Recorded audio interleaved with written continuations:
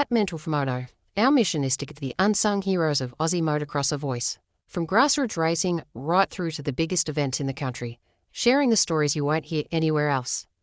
If you're interested in the advertising packages that we have available, or just want to show your support, please check out our website, www.mentalformoto.com, and we can tailor a package to suit your needs. Now, let's get on with the show.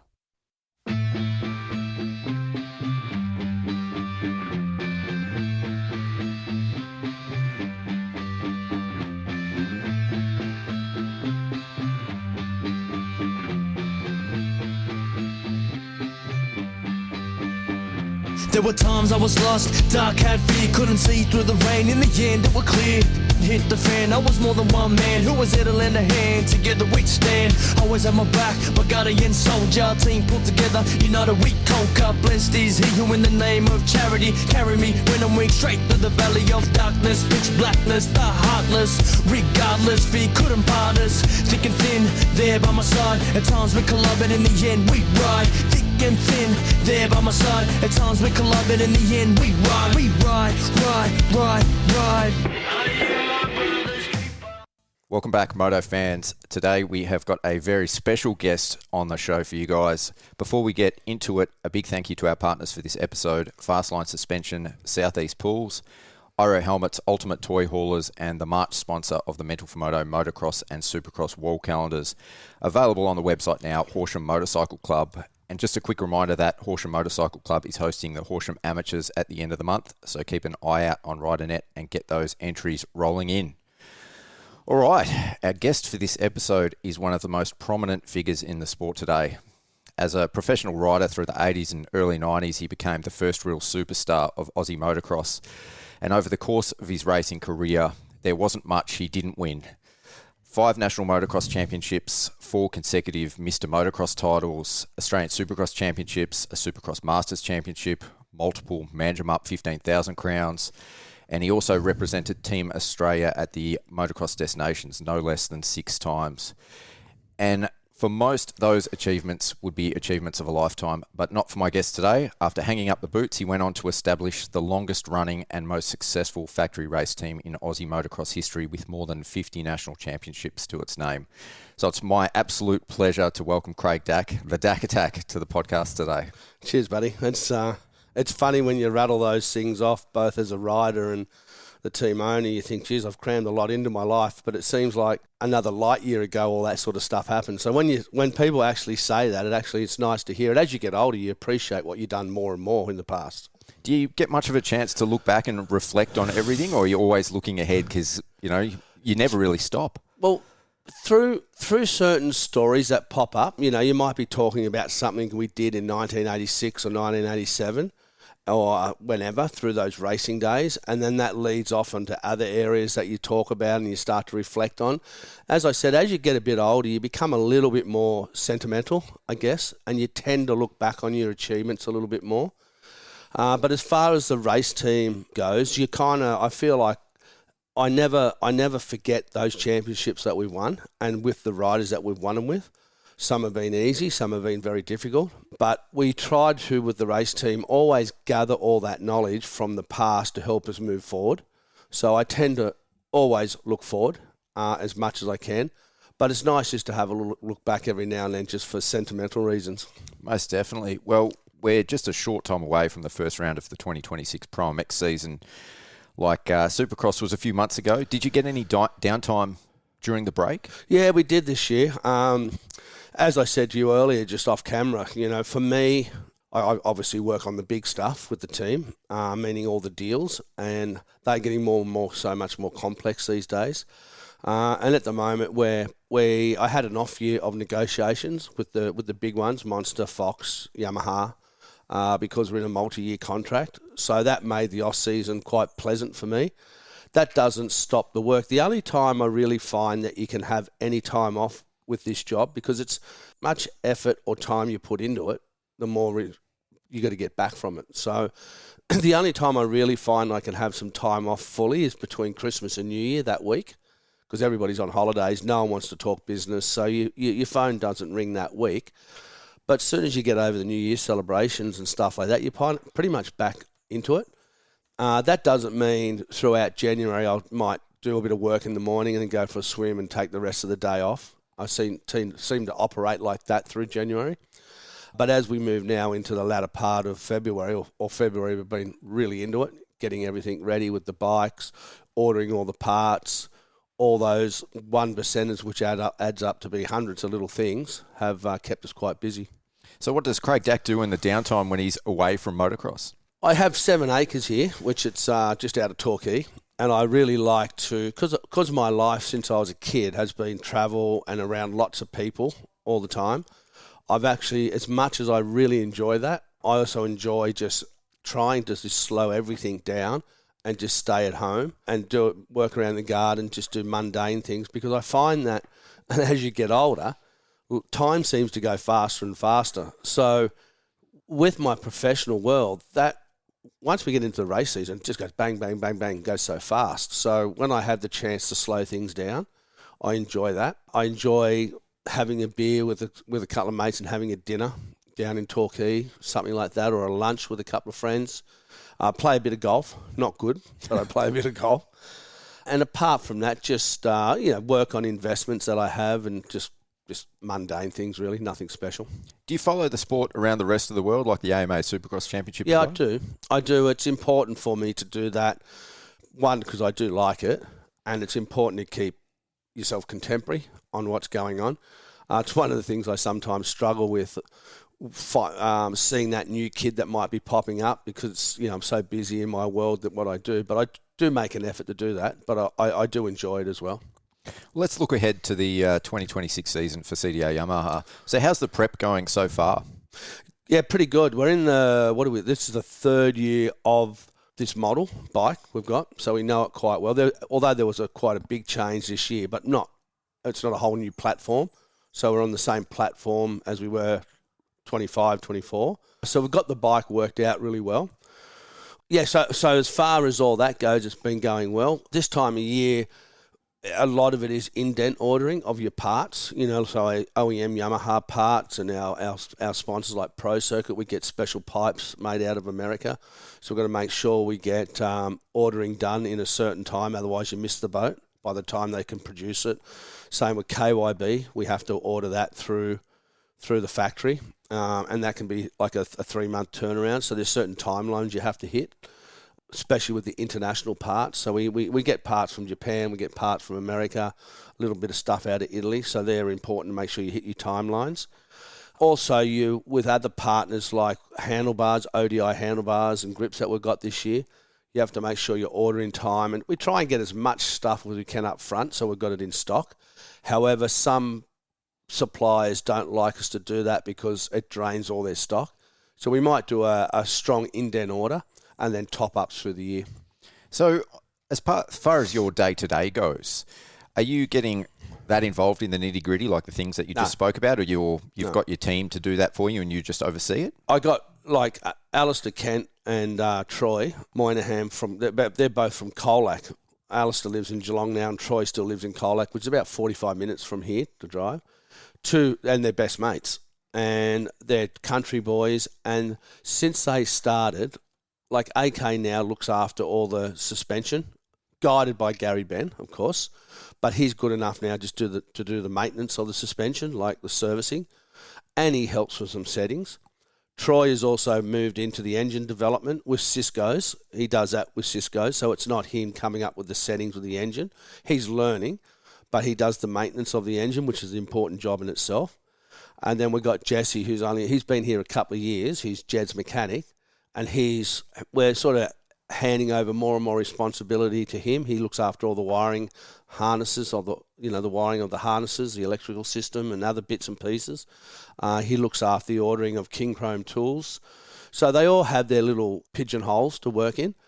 And usually they do all that sort of day-to-day ordering stuff, but I get involved when, by the time it gets to me, it's usually a difficult situation I have to fix. Yep. So, but generally now, we all kind of work as one. The right hand knows what the left hand's doing. We have meetings here every Monday morning. That sets the week up. We sit here probably for probably an hour and just chat about bits and pieces. But all in all, it just all sort of seems to just be ticking over really smoothly at the moment. What about with the riders? Like you said, Tanti's coming back after, some time away racing with other teams. Jed is obviously coming off the broken femur from the end of last year. Are you in contact with them frequently? Do you oversee where they're at in their progression coming into the season as well? Not this time of year that much. I'll tap into them every now and then just to have a chat. We got together 2 weeks ago before the Wonthaggi Gippsland Centre race. We did 3 days of testing around Jed's way and brought Tanti down. And that was nice. That's part of starting to get together again after not seeing each other for 2 months. So that was always nice. It's great. It's always nice to get back again. It really is. It becomes a little family. And so we did the test through the week, and then we wanted to do just the Saturday at Wonthaggi, the race, just to confirm our settings, which went pretty good. Jed and Aaron were having arm pump-up problems there, so that was good. That was something now we have to work on that. So they've got some processes in place to work on that. And now, so the communication is starting more and more as that starts. And because it's nice to leave each other alone for a couple of months too. And now we're full swing into preparation. We're heading up. This is a Friday now, and tomorrow morning the boys are heading up to Canberra with both Jed and Aaron Tanti to meet them there and just do a state round there. And then they drive back Sunday night. Then they have to pack the semi on Monday with the race bikes in it, because we've got a full day film shoot with Monster at Calder Park, which with Cam Waters, the supercar driver, and Oscar Piastri. So these are all the things that are popping up all the time. So throughout the week, we often talk about this in the workshop. People say, well, what do you guys do all day? And you go, good point, but I know I didn't stop all day. Yeah. And we joke about that all the time. Me and the mechanics, we have all this stuff going on, and you just walked in the workshop before, and you can see they're all into it. And that's what it's like every day. Yeah. And we do, 16 races a year, and just this hive of activity is just going all the time. As far as the PR goes, like looking back at your career, and I don't want to digress too much, but like you did a lot of PR, the riders back in your day did a lot of PR. It seems like you were constantly on TV, you were in magazines, there was lots of photo shoots. Do you think that's sort of something, well, first of all, is it a big part of like your program now, or as big a part as when you were riding? And is that something that, needs to grow in the sport again? It was very different. It was a different time. The networks were set up a lot differently now. They're national TV programs, where they used to be always state-based, so they're always looking for local content, so there was Win TV in Ballarat region or whatever that area is, and so you would go into those certain areas, and TV wanted to do something with you for the community, for the local community. And there was shows like Wide World of Sport. The morning shows were always on those. There was other sort of kids' TV shows that were on. And I was sort of at the end of the golden era of Mr Motocross. Like, I think the Stephen Gore, Anthony Gunner days, Trevor Williams, Vaughan Styles, that era, that was the sort of glory days of Mr Motocross. I got in there just before it was starting to taper down. But as that started to start to drop off, the indoor supercrosses started in 1986. We had a few supercrosses, but when we hit the Sydney Entertainment Centres, the Rod Laver Arenas, Boondall up in Queensland, Adelaide Entertainment Centre, we were racing to a full house on Friday night, racing to a full house on Saturday night, and sometimes we'd do a Sunday matinee session. And that just put us in a whole different league, because all of a sudden we had people who would go to a motocross event would be dad and the son. But as soon as we started doing these prestigious venues like Sydney Entertainment Centre with nice food, nice amenities, comfortable seats, a roof on them, then the daughter and the mum would come along as well. And then other people that never had anything to do with the sport go, what, motorbikes in the Sydney Entertainment Centre? We've got to go and see that. So that drew a lot of attention to the media. And as I just said, there was a period there that we were always on television. We'd have a press day at Sydney Entertainment Centre or Rod Laver, and you'd have all the networks turn up. You'd have the morning, Good Morning Australia and Today and all those sort of programs come along. We'd always hit the news items. But we were such a unique thing. But there's so many sports now that, we kind of not slipped down the ladder, probably stayed where we are, but there's a lot more profile sports going on. However, in saying that, yes, you're right. I did work hard on my profile, and we did work hard on that. And I had the Dack Attack name. That was a catchy thing that helped a lot. But that doesn't mean the riders still can't do it now through the new mediums, where you've got, social media, which we didn't have. And there's a lot of people, as they call them, influencers, that have huge profile, millions of people that are following them.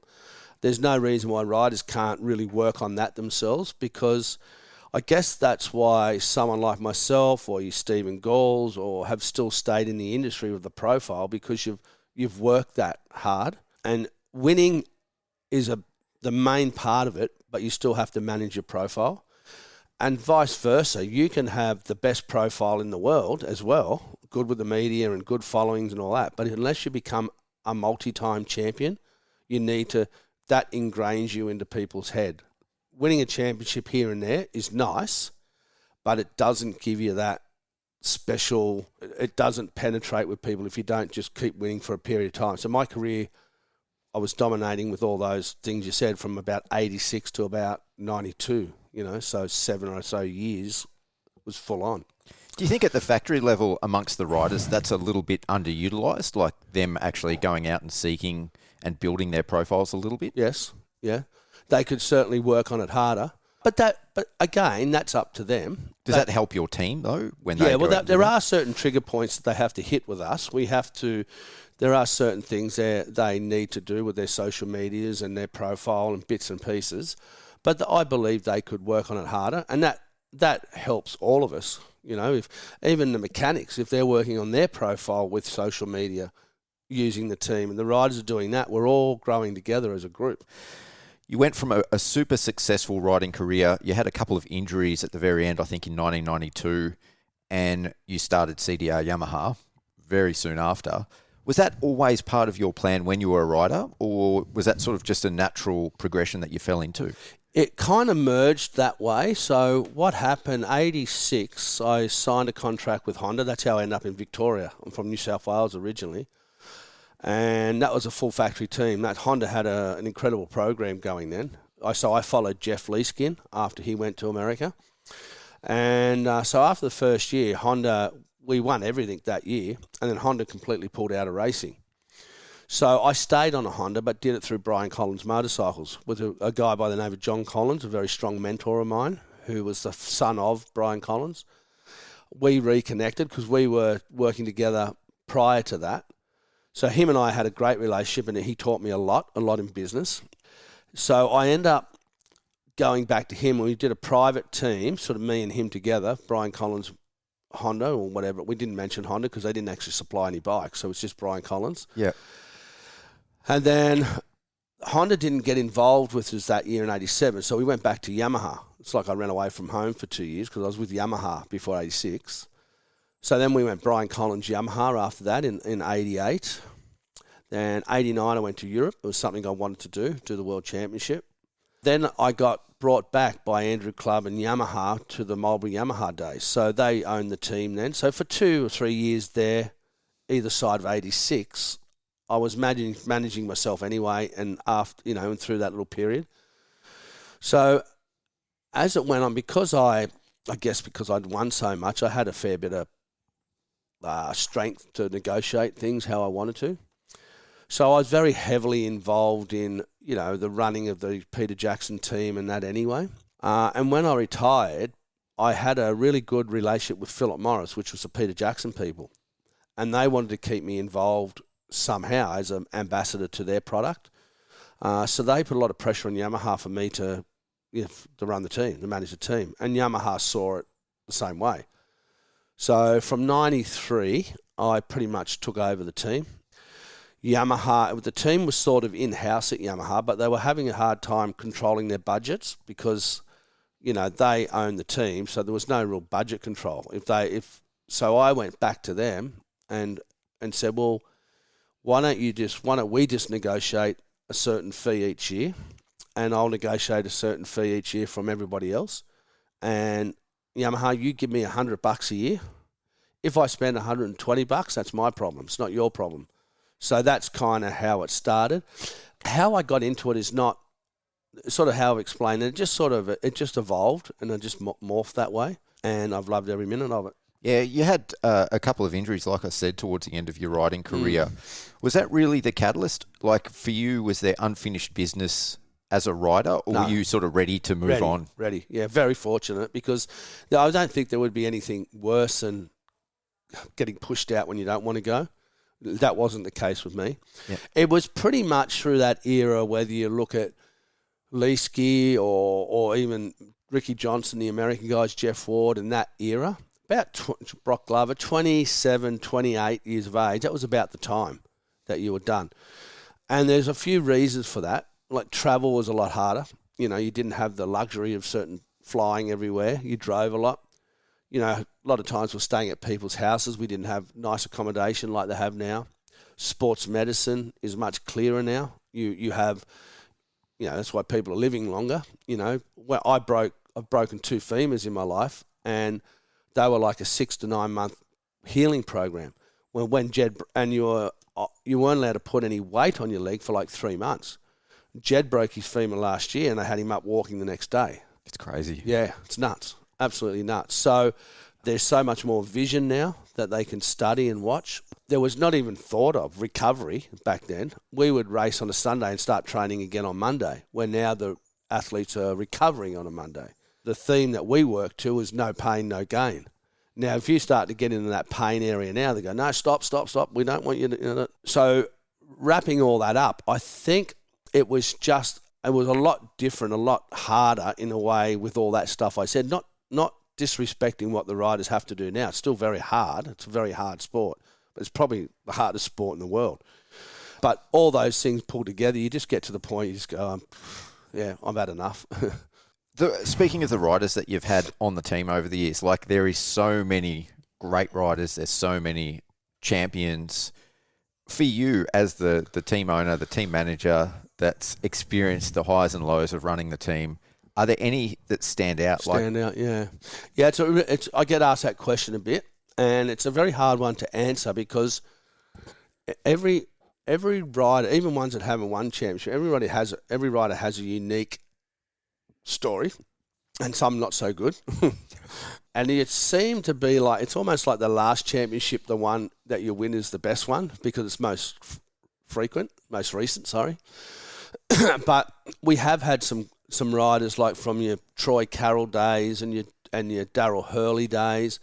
Jay Marmont is one of the unsung heroes of Australian motocross. When he was with us, 4 or 5 years, I think he won 4 or 5 motocross championships on the hop, with 3 or 4 or 5 Supercross championships involved with that.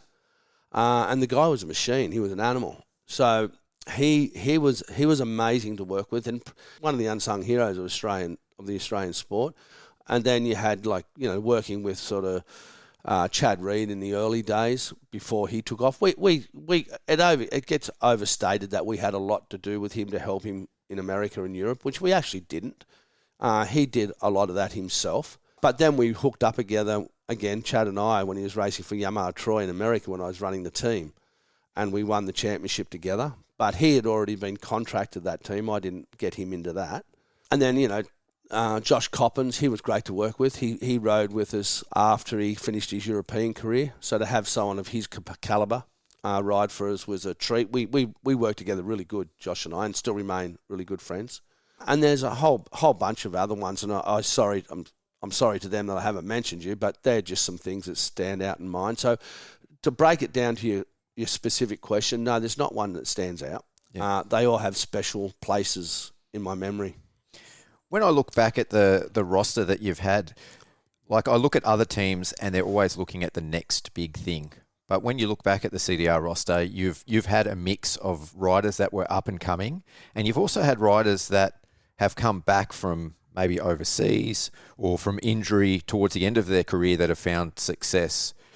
Is that something that's always been a focus of yours, to actually give those riders the opportunity, or have you seen that they've still got good years left and enthusiasm left to compete? There is no set policy on how I go about hiring riders. The hardcore reality of it is we have had years where we haven't had the budget that we need to go and probably find the guy that I would like to get, but we just haven't been able to afford it. So we've had to maybe go in those instances. We go, well, if we're in that period, let's go for some young guys. Let's roll the dice. Let's see what we could do. And I talk to my sponsors or partners, because we're all in this together, and I talk them through those eras and say, well, and they might go, no, we probably prefer if you picked a name, even if he's a has-been, but he's got a strong name. We'd rather do that so we get the exposure, which we haven't done that too much, but I'm just putting an example there. Yep. But usually in those instances, we go for a young guy and roll the dice and see what we've got. What CDR has been very good at, for whatever reason, we have had a lot of success with really smart riders or riders with a lot of experience, because technically CDR, I believe, is still the pinnacle team. Other teams might disagree with that. That's fine. But that's how I feel. I feel that technically, knowing the parts I've got, knowing the technical people, knowing the procedures we've got in place, I believe we're very sound technically. So if we get a rider with a smart rider with a lot of knowledge, and they absorb the CDR way, they get a lot of benefit out of that. Some riders haven't done that. They've resisted that for some reason, and it's sort of worked against them. But all in all, our job at the end of the day is to win races, so we have to get the right guy to win the race now. Yamaha has some programs in place from their junior teams set up around the country, state teams. From those state teams, they're funneled up into the MX3 team with the Whitten brothers, into the Yamalube Yamaha, which is the Mike Ward, Scott Bishop MX2 team. And then hopefully those riders come up to us. That's the ultimate plan, but that doesn't mean we might jump in through that cycle and grab someone from over here and stick them in our team to win. And as you can probably see from last year, we've unified, even though we unified those three teams, MX1, MX2, MX3, even more. So we've got the same guys now. We all look the same. We all communicate together. We feel like now that we're all working together as we're working much better together as one, and that's been driven by Yamaha and myself. I was able to broker the Monster money in, not only to be part of CDR, but to filter down through the other teams. So Monster contributed and bought into our program. So that's all been working very well. And as I said, ultimately, we'd love to see that step-up program come all the way through to CDR. Then, and if they can get to our team, maybe we can help them get over to Europe or America. Not just based on success, but has there been any fish that got away, like riders that you saw that you thought could have flourished under the CDR tent, but ended up going a different way, or you weren't able to secure because of like funding issues like you mentioned? Oh, look, a rider that stands out to mind, who's still a good friend of mine to this day, and he was on the team, I think, within the second or third year we started the team, was Danny Ham. He was huge talent. And we had a lot of time. We really enjoyed working with Danny. But he got sort of, I guess the right word, and I don't mean this disrespectful to him, because he's made himself a great career anyway. He went more to that, through that video period, Crusty Demons era, Terra Firma. My partner, girlfriend at the time, did one called Horizontal. And then Danny, I think it was Dirt Deeds or something like that, he did a video. So he went more kind of that way and seemed to lose his focus on the racing. So I think Danny could have been one of Australia's great riders. I think he's so talented. But that's one that just pops out of my mind. I don't know why, but I can't really think of any other ones. So what do you look for when you're looking for a rider? Like, what are the ingredients that make a rider that you think you can work with and potentially win championships? Yeah, the number one thing is they've got to have speed. If they've got the speed, I feel we can add all the other bits to that. That's the number one thing. Even they might have attitudes, and in fact, the ones, and I put myself in the same bracket, I guess, if I look back, the ones that are successful or want to win or driven to win, they're the hardest ones to work with, because they're just really focused and it's all about them, and you're very selfish and no one else matters and the whole world's about them. And that comes with a lot of strain, a lot of stress. But that's all fine if you get the results. It comes back to you in spades. Yeah. You mentioned, discovering Chad Reed earlier. You worked with him, I believe you worked with him for a year before he went over to the US as well. What was that Chad Reed relationship like? Because he's quite a complex character. He's got an innate self-belief, regardless of what happened the week before or the month before or even, the hour leading up to the race. We didn't really discover him. He was with Suzuki before he came to us and starting to win. He was the new kid on the block and he was starting to do the business. So obviously we had a crack at trying to get him, which we did. And I got on really good with his dad. Rest in peace, Mark. He's passed away now. So I became good friends with Mark, Chad's dad. And Mark said one of the nicest things a father's ever said to me. He came to me and he said, look, I'll give you my son. You just look after him. And I made him a promise that I'll do the right thing by him, which I believe I did.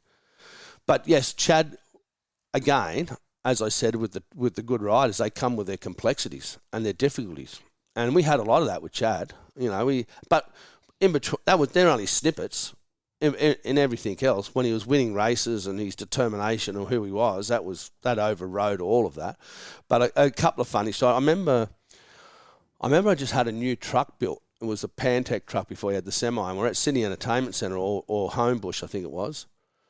And something happened to Chad out in the track. I think he didn't qualify or he screwed up in something, and he come back in the pits and I followed him in because I knew what Chad was like. If he was about to lose his block, I made sure I followed him in to make sure he's not going to do anything silly. As he's walking towards the truck, he started taking off his helmet. As he got towards the back of the truck, he was just about to throw his helmet in the truck, and I grabbed his hand and I said, mate, if you've got to throw the helmet, throw it against that wall. Don't throw it in my truck. It's just brand new. So that was a funny moment. But him and I, then he went to Europe with the Kawasaki team. But he wanted to go to America. But I suggested, actually, you should go if you've got a factory ride with Kawasaki, go there. Because once you get in, you're in. So, unfortunately, he was runner-up that year in the World Championship on the Kawasaki, and that gave him a door put him in the marketplace. Yep. So that gave him a doorway or pathway to America. And then I ended up going over there and running the Yamaha Troy team for 2 years. The first year Chad was on it, and that's when he won the East Coast Supercross Championship. So we have a lot of history together, and as we get older and older, we don't see a lot of each other. But when we do, there's certainly a deep respect between us, for sure. For sure. So that year that you spent in America, obviously it would have been quite an experience. Did you ever consider taking CDR international, like quad like Yariev's got now? He's in the World Supercross. It's amazing. He's in the US. He's in Australia. Did you ever think of taking CDR outside of Australia? No. It kind of was, I guess Yariev's a bit of a pioneer in that area doing that. I did the 2 years with Yamaha Troy, and I had some skin in that team. I brought the Boost Mobile money to that. So I had some skin in that. And I got to a point then, after 2 years, and I still had the team here. So I sort of was doing it then, but the other way around. Yep. So I had CDR running here, and I was running the Yamaha Troy team. So I got to a point where I had to make a commitment either way. I couldn't keep, because I was working all day in America with Yamaha Troy, and then at night time, because of time differences, I was then working on the CDR team. So it just became way too much. So I had to make a decision whether I made my career in America or to come home to Australia. And I decided to come home. So I've done a lot in my life, like traveling around the world back in my racing days, and so I got to a point where I can, Australia is just the right size for me. I'm happy just to stay here, focus on what I'm doing. I get to stay home in my own country, so I never really had a desire to sort of chase things globally. One of the keys, although I've put my toe in the water over the years, yeah. One of the things I think that is a key to your success here in Australia was your relationship with the Japanese Yamaha factory. Is that a carryover from you as a rider, that a relationship that's just endured into your management and running of the team? Yeah, well, you have to work on relationships. You can't just go, hey, Yamaha Japan, I want a relationship with you. Those relationships have to be formed. and particularly with the Japanese. And the main way relationships grow and stay strong, I believe, is through trust and communication. So you have to communicate, and then by communicating, always do what you say. Under promise and over deliver is important. But the Yamaha relationship in Japan is something that we don't really need, but it's nice to have. For example, when I was doing the World Championship in 1989, Gary Benn, who was running the World Motocross team for Yamaha then. So I was a supported Yamaha rider over there doing the World Championship.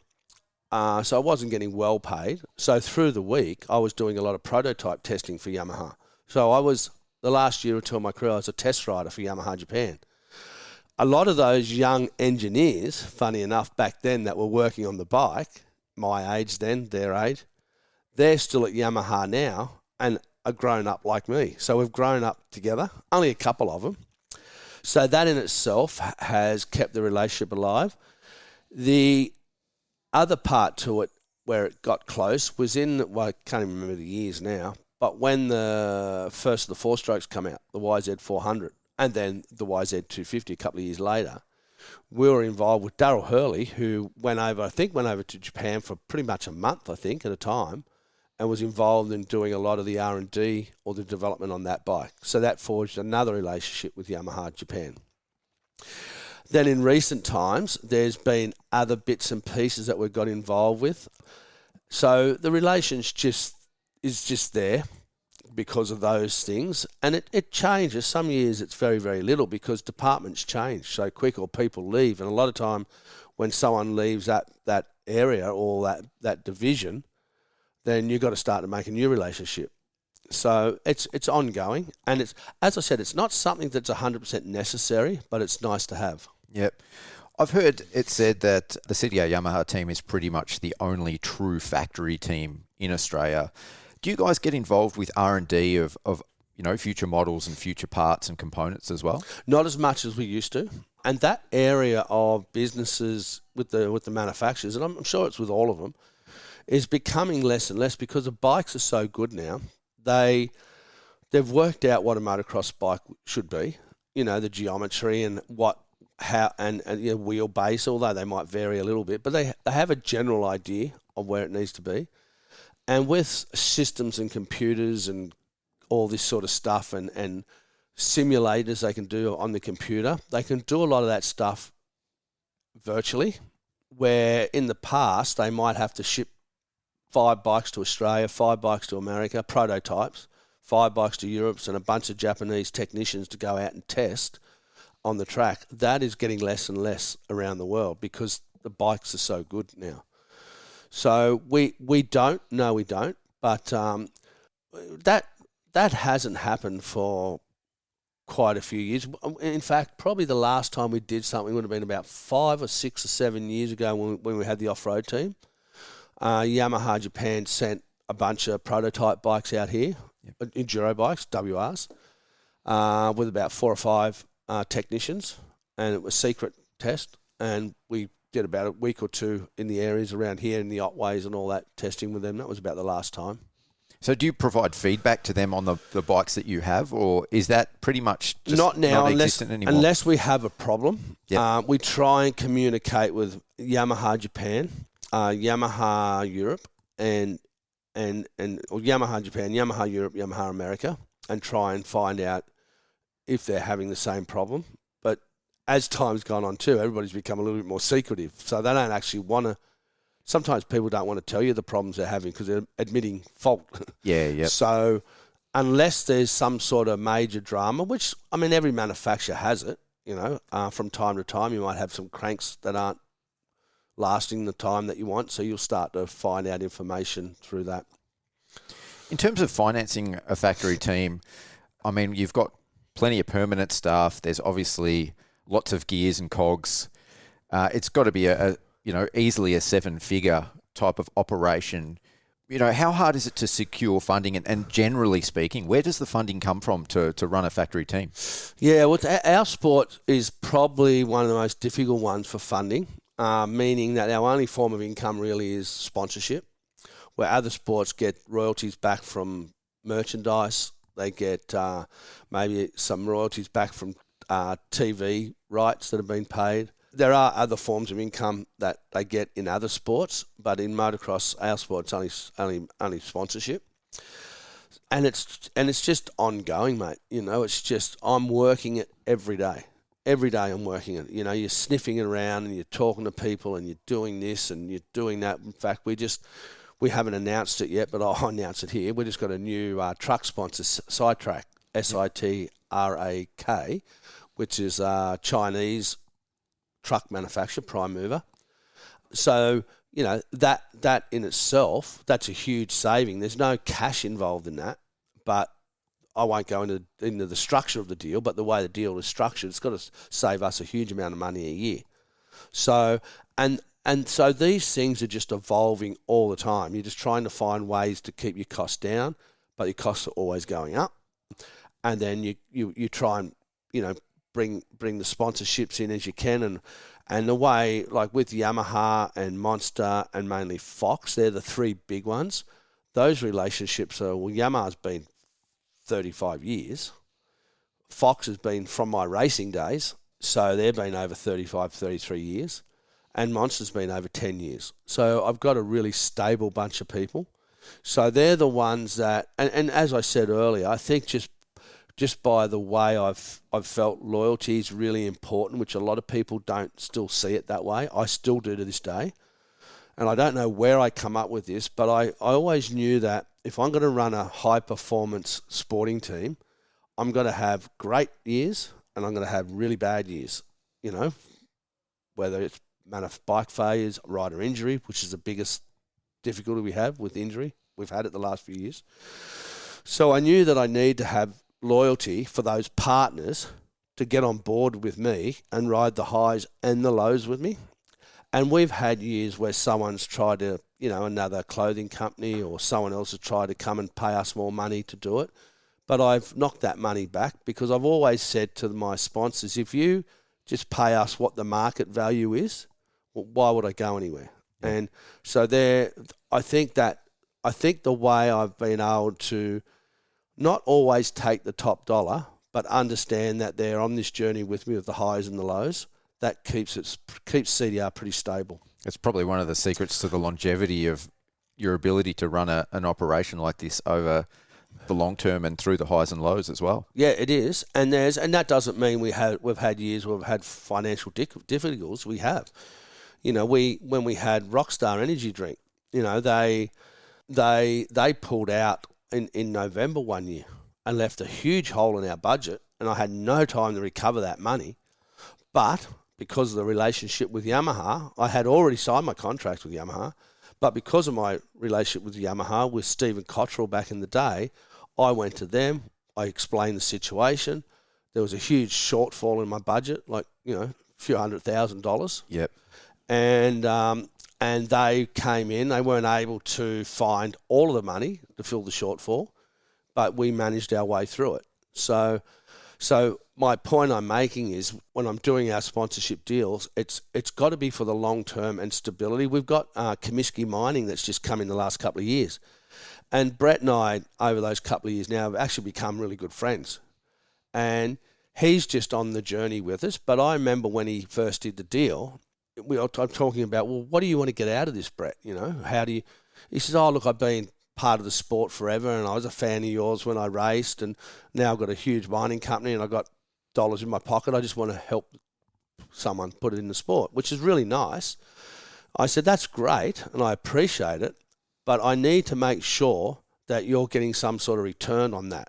And what is the return that you want? And as we've worked together through that, it's actually it's one of the best sponsorship partnerships that works really well for them, because it's not just about the sticker on the bike, but it's the relationship CDR was able to create with a lot of his partners. So when we go to Adelaide, for example, they get a lot of earth moving quick, like big stuff, mining stuff. And they have people all over Australia that maintain or do work on their equipment. In Adelaide, for example, I think Caterpillar down there, they have a good relationship. So when we do Gilman or a Supercross down there, they've invited 6 of those people, their partners, to come out to the race, and we entertain them for the day. They walk away feeling like part of the team, and that just enhances Comiskey and the relationship between them. So it's important for me to know that, yeah, okay, thanks for your money, but I need to make sure at the end of the year you feel like that money's been spent wisely. Yeah. Is the funding agreement and the viability of the team based on and reliant on winning, or in order to keep it consistent, is it just like a standard sort of... It makes it much easier when you win because, if you finish 5th or 6th or 7th on a Sunday, and inevitably you get all the phone calls on a Monday, all the people that watch the telecast or see the results, you get a whole bunch of calls on Monday. How's the weekend? Oh, what happened? How come? If you win, the phone calls are easy. How'd you go? We won. Oh yeah, we saw you win. It just makes the story easy, done. Plus, it also, if someone's getting budget cuts, and they do, companies get budget cuts, and we have a bad year and we didn't win, it kind of gives them that opportunity. Well, okay, here's a good chance to get rid of CDR. Not that it happens too much. But if you win, it just makes it that little bit harder for them to flick you. Yeah. Do you ever go into a season with expectations other than to win? I know, like when Jed did his season of Supercross last year, when I spoke to you, you said it was sort of a development year for him, and you guys were expecting that to be part of the process. And I think he did probably better than expected. Yeah, for sure. But can you go into a season with an expectation other than to win in the position that you're in? We're certainly realistic. We're realists, and we understand the sport. We understand the riders. We understand where the pecking order lays. And last year was a perfect example with Jed. However, we're also smart enough to keep an open mind and hit our marks, do our things, give the rider the best opportunity they can with technically, emotionally, support-wise. We still go into it. Like you said, my core values, or not values, my core instinct is to win. That's the whole reason I walk through the gate at a race, and I'm there to win. Even though deep down sometimes talking away from the workshop, we know, okay, well, it's got to be tough to win this one when we've got Hunter Lawrence there and Jet Lawrence, as an example.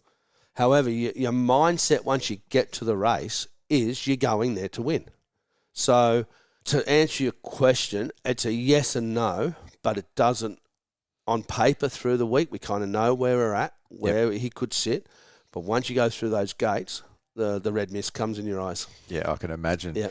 So my last question before we move on, what are the biggest challenges and what are the best rewards from, having run the team now for 30 plus years?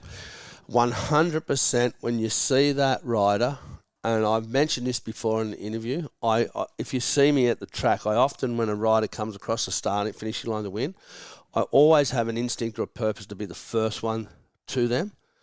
I don't know what that is, but one of the things I think I get out of it, particularly when they win a championship, is when I come across the finishing line and to see the look on their face, and when their family comes involved in the whole celebration, and just to see the look on that rider's eyes achieving something that he never thought possible. Because that's probably not the right choice of words, because when I was young, I didn't really think I was going to become Mr Motocross, so I know that feeling. When I won Mr Motocross the first time, it was almost surreal. Like, no, this can't be me. I used to watch those heroes do that, And Aaron Tanti was the last one to win a championship for us, and he was never looking like the guy to be the champion that year at the start of the series. He evolved, and obviously he was the man because he won the championship.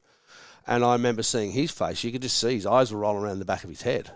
So they're the most, with all the other bullshit that we have to go through to raise the money and the technical problems that we might have and all the other stresses that come with the job, that all pales into significance when your rider wins a race. It's not for me. It's not for us. It's like we just go. It's more of a sign of relief when they do it.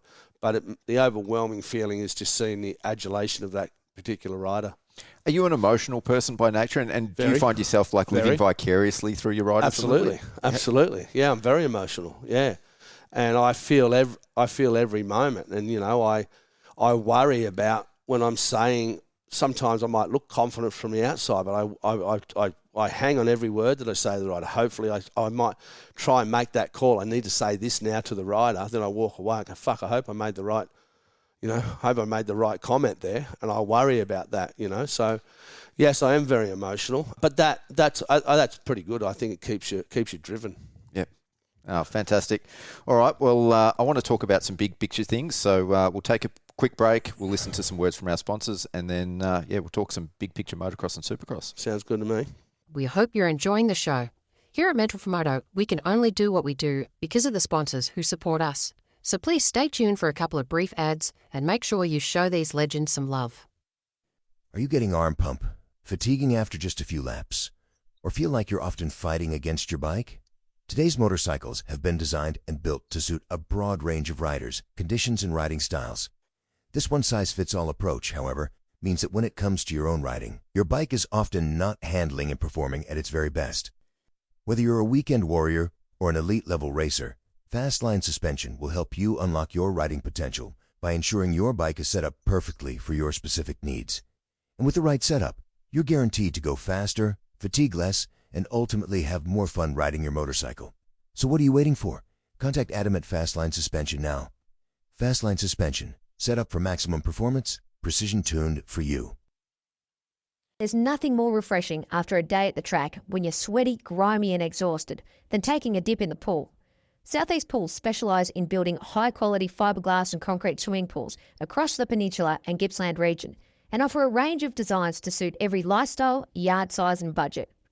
So pick up that phone, give Trav at Southeast Pools a call today and be ready to take the plunge this summer. Hero helmets have won over 125 motorcycling world titles with world-renowned superstars including Antonio Cairoli, Jeffrey Hurlings, Martin Muscan, even Jason Anderson.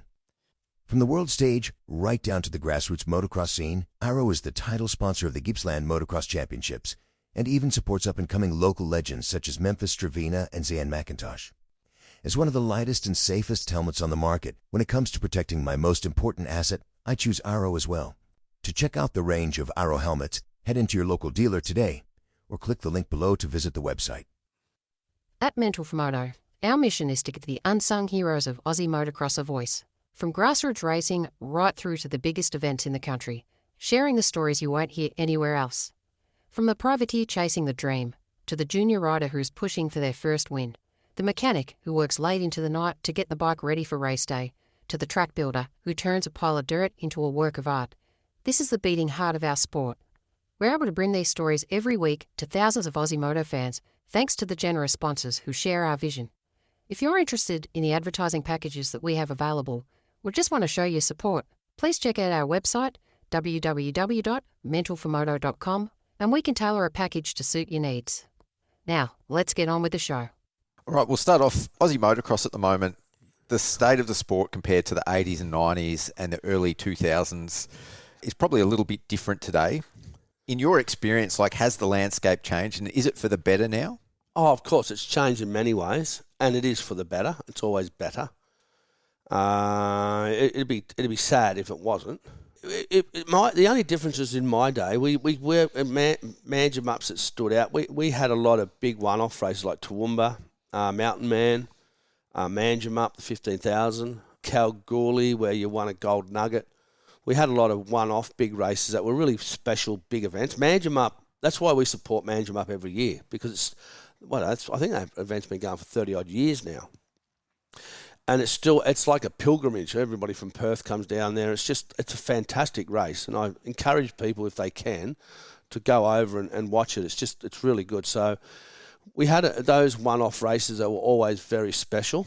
The Mr Motocross days, even though, as I said, I was at the end, I remember crowds at Broadford and places like that the people were 3 or 4 deep, So we used to get a lot of people at the motocross races. But the environment then was a lot easier to market the sport. There wasn't as, so Vince Tessero, who ran Mr Motocross, knew his stuff. and we used to promote it a lot. We used to get a lot of people then. People have got a lot more things to do on weekends now. There wasn't as many things going on a weekend, but now every weekend there's festivals and there's food things and there's this and there's soccer and there's cricket and there's football, and so there's a lot more choices. But certainly commercially our sport has got better. It's gone past that crazy motorbike riders, crazy boys, silly idiots, to becoming a really marketable little product, our sport. It's got that beautiful, nice little demographic. It's got young boys and young girls, involved. And then Supercross, you've got the family atmosphere.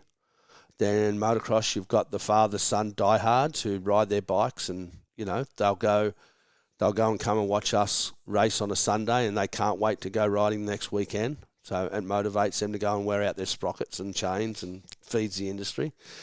So we've got a lot of tentacles that go off from our sport that's made it very commercial. When you look at some of the people that are involved, you've got some of the biggest recognised logos in the world, like Monster and Red Bull and, Yamaha and Monster and Honda, and these huge brands put a lot of money into our sport. So from that reason, it's got a lot better.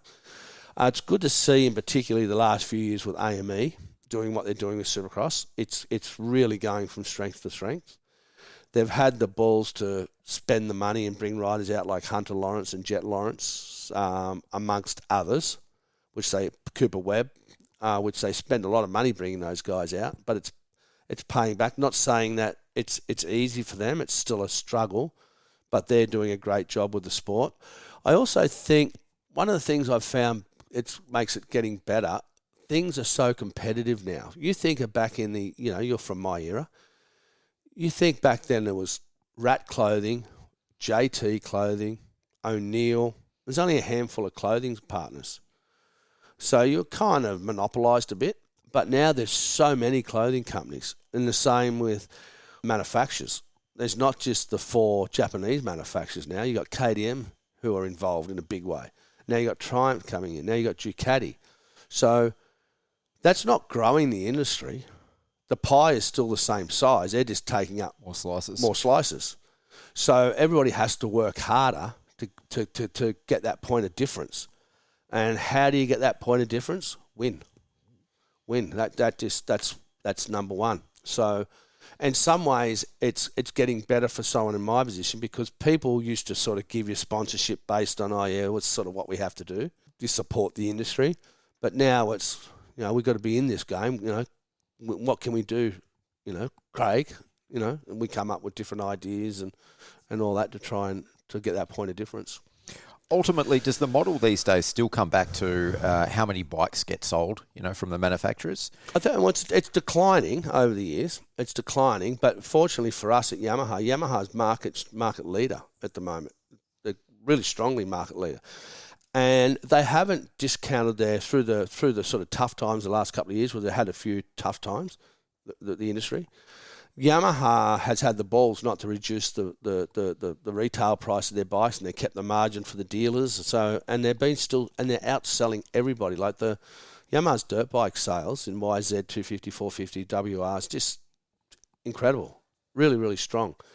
Yamaha still understand, because pretty much, as I said, with honesty and trust, with the sponsors, it's not open books, but I have pretty much an open book policy. So when I put my budgets to Yamaha, I don't go, hey, I need $100. I show them my overall budget, every detailed cost of my budget, so they understand what it costs to go racing. Whether they sell one bike or 1,000 bike, that doesn't change my cost to go racing.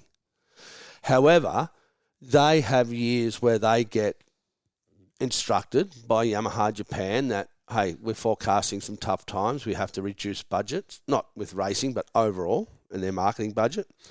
And they'll have to come to all the areas where they spend money, and they come to us, say, look, we're going to have to cut back. So we talk about that, and then we work our ways out how we can achieve it, and we make our way through. But that's the whole bit I'm talking about it's a partnership, so we're all in it together. Because they don't want to have to cut me back to the point where CDR falls over.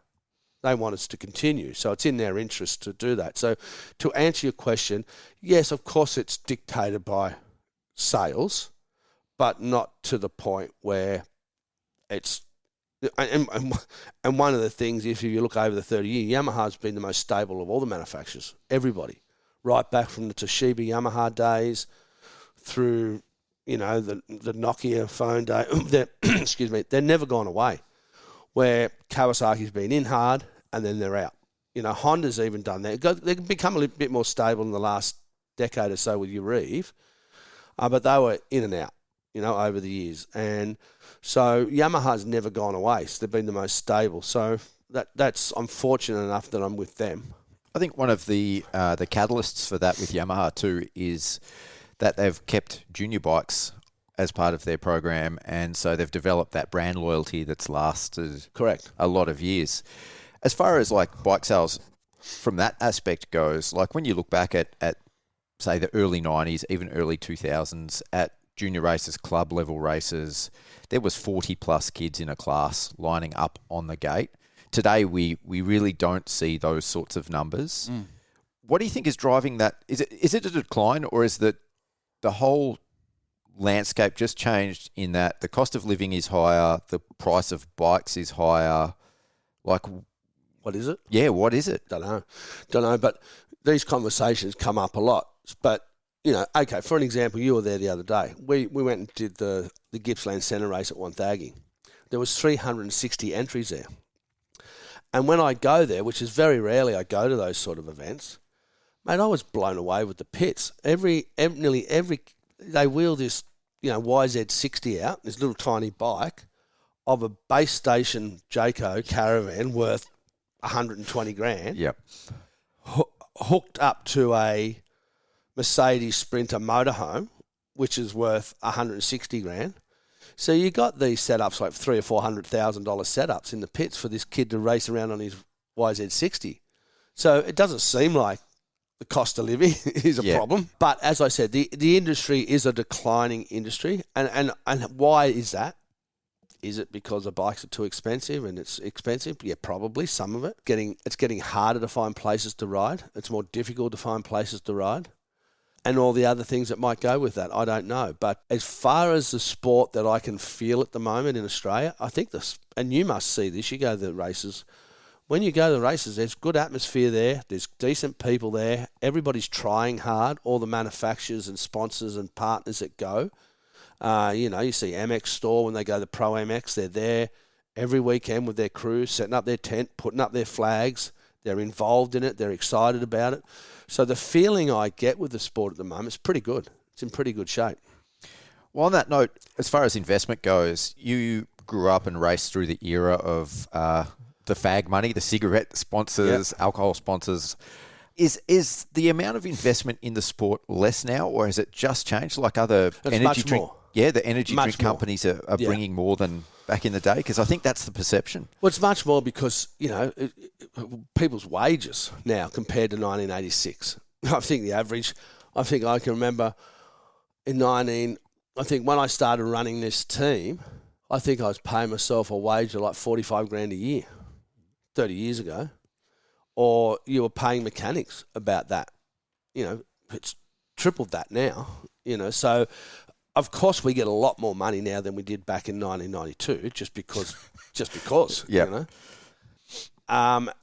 because inflation. So that's that.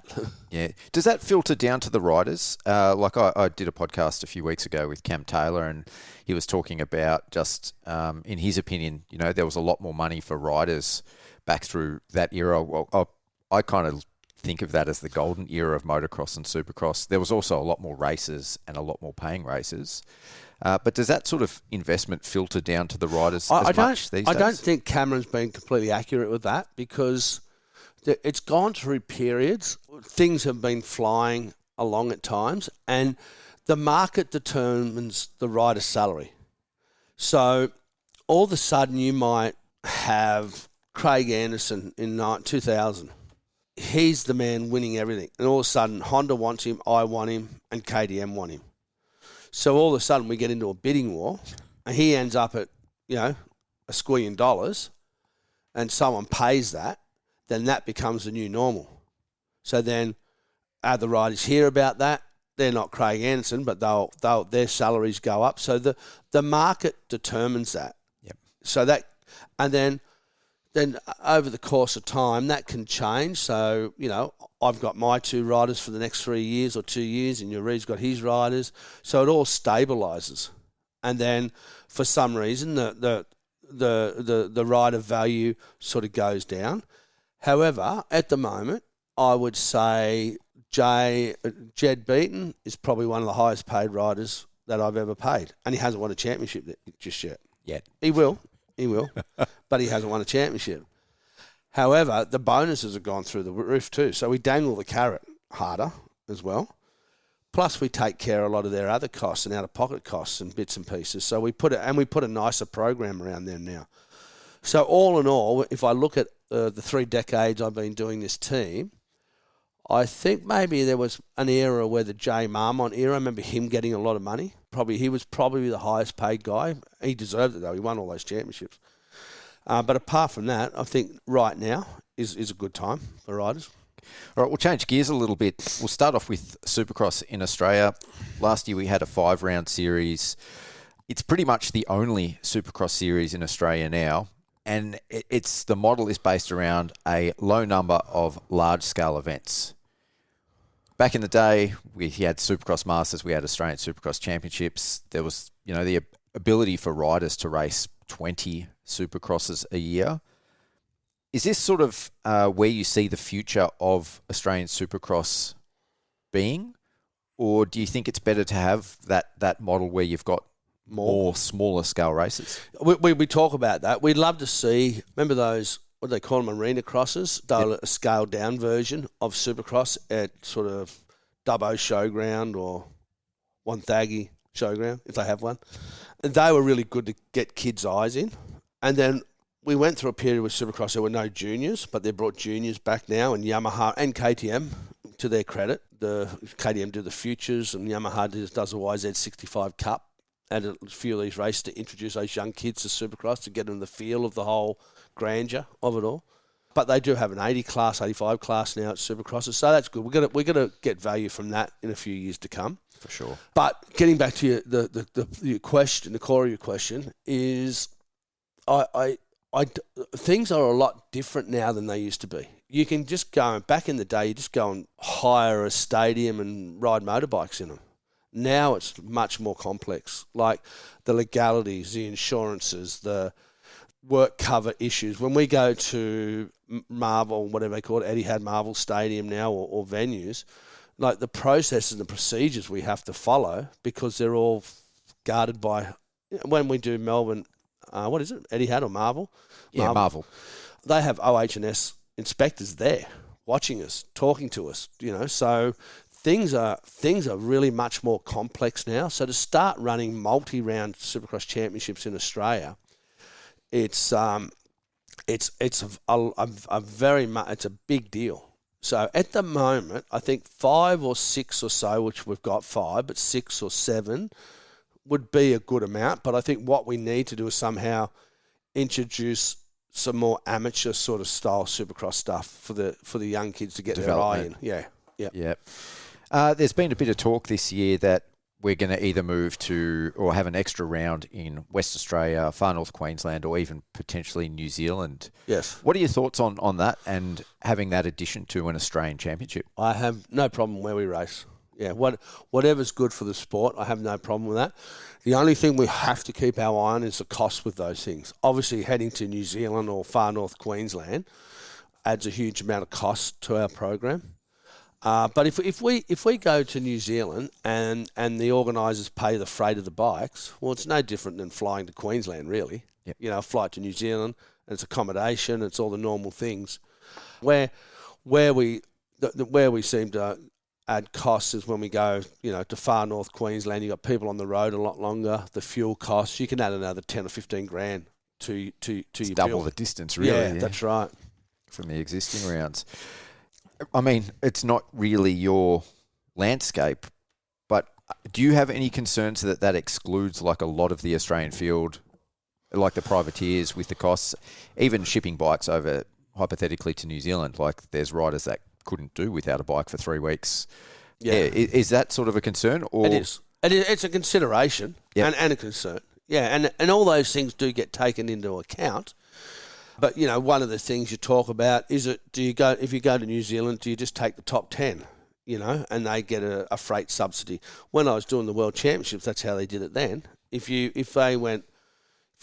you know, in Europe, but you're doing Venezuela or Argentina, if you weren't in the top 10 or top 15, you didn't get your allocation of freight or whatever. So that's sort of incentive-based. But then again, it is, and it's one of the things we talk about in AMG, and one of the things it's on my mind. One of the problems our sport has in Australia, you have, I don't know what the accurate percentage of, let's pick a percentage. That when you go into the pits, there's 20% of the sport that's totally professional, full-time professional. The rest is amateur. You go to V8 supercars, every team there is a professional team. So we're trying to balance that amateur and professional. The amateurs still get plenty of state races. They get plenty of Gippsland Centre races, for example, in Victoria. So, but when we go to Australian titles, it's never been any different. Australian titles are for the Australian titles. You young guys, if you want to try and come along and do it, great. I did it. Everybody, we've all done it. We find a way. But at the end of the day, the national series is based on the best competition we can give the country at that time. However, that doesn't mean you don't discount the privateers and their difficulties they have. So that is all taken into consideration. What the answers to that is ongoing questions. If you had a crystal ball, if you look at the future of motocross and supercross, even as far as a goal goes, like you look at other sports, so the top tier motorsports, like you said, touring cars, Formula One, MotoGP, they're virtually all factory supported riders. Can you ever see that being a possibility in Australia with our population and the level of racing that we have here? Supercross? Motocross and supercross? No. It's always going to have that amateur component? I think so, yeah. We're not a mainstream sport. You know, we're a leisure sport, and, you know, what the future holds is a bit unclear. You know, what's going to happen with tracks down the track, so to speak. You know, one of the things, you know, I'm sure Motorcycling Australia won't be bothered with me talking about this. They've just formed a new safety committee and of 6 or 7 people, and I'm one of those people. And one of the things that's been recognised around the world globally from from the FIM is in the last couple of years the injury rate for our sport is just going through the roof, with fatalities doing the same. Very sad to say, but that's what's happening. So we're trying to work out what that means for the sport and what are the answers to that. And there's a lot of answers, but what is the solution? And it's getting to the point where it really puts a big strain on our insurance, you know. But that's not the number one thing. It's trying to work out a way to keep riders healthy and not die. So that's the main focus. But there's a lot of moving parts to our sport moving forward, you know. One of them being what I just said, and then that escalates into insurance problems. If we don't have insurance, you don't have a sport. And the decline of track. You know, tracks 20 years ago, 30, 40 years ago used to be way out of town. But now with the urban sprawl, those tracks are starting to get gobbled up. And once you lose a track, you never get another one up again. So so I'm getting a bit extreme on your question, but the point of your question is I think our sport, the structure of our sport will always be where it is. Supercross may end up a different thing. That I don't think motocross. I think that's always going to be, foundations is going to be amateur, topped up with a few professionals. But I said Supercross could have its moments in the future. It's interesting that you mentioned safety, because I think that's not something that is talked about a lot, especially in motocross media, but it's obviously on the forefront of a lot of people's minds as well. With motorsport, you know, with the progression of technology, bikes keep getting faster. They get better at handling harder conditions. The rider's fitness and endurance gets better. And I think in terms of attracting eyes to the sport, the tracks probably get a little bit, you know, more extreme because the bikes can handle it, the riders can handle it, 100%. The jumps get bigger. In your opinion, have you given that much thought? And what is a solution to kind of winding that back a little bit to manage the safety side, but retaining all those other things that you need to keep the sport progressing and the eyes coming? Yes, we do give it a lot of consideration. It gets talked about a lot. And we've had one safety committee meeting, and it's exactly what you just said. What's happened, you go and watch a Supercross from the 90s or the mid-80s in America. It's almost like a trials course. You know, it's pokey, little tight turns. Not a lot of flow. No, chicanes, a little jumps out of turns, and you're in second gear, sometimes down to first gear. As the four-strokes come in and the bikes got faster and faster and the power became more on the bike, the tracks just started to open up. Like, you watch a Supercross now, and they're basically just turns and then turn and launch. Land, launch. Land, launch.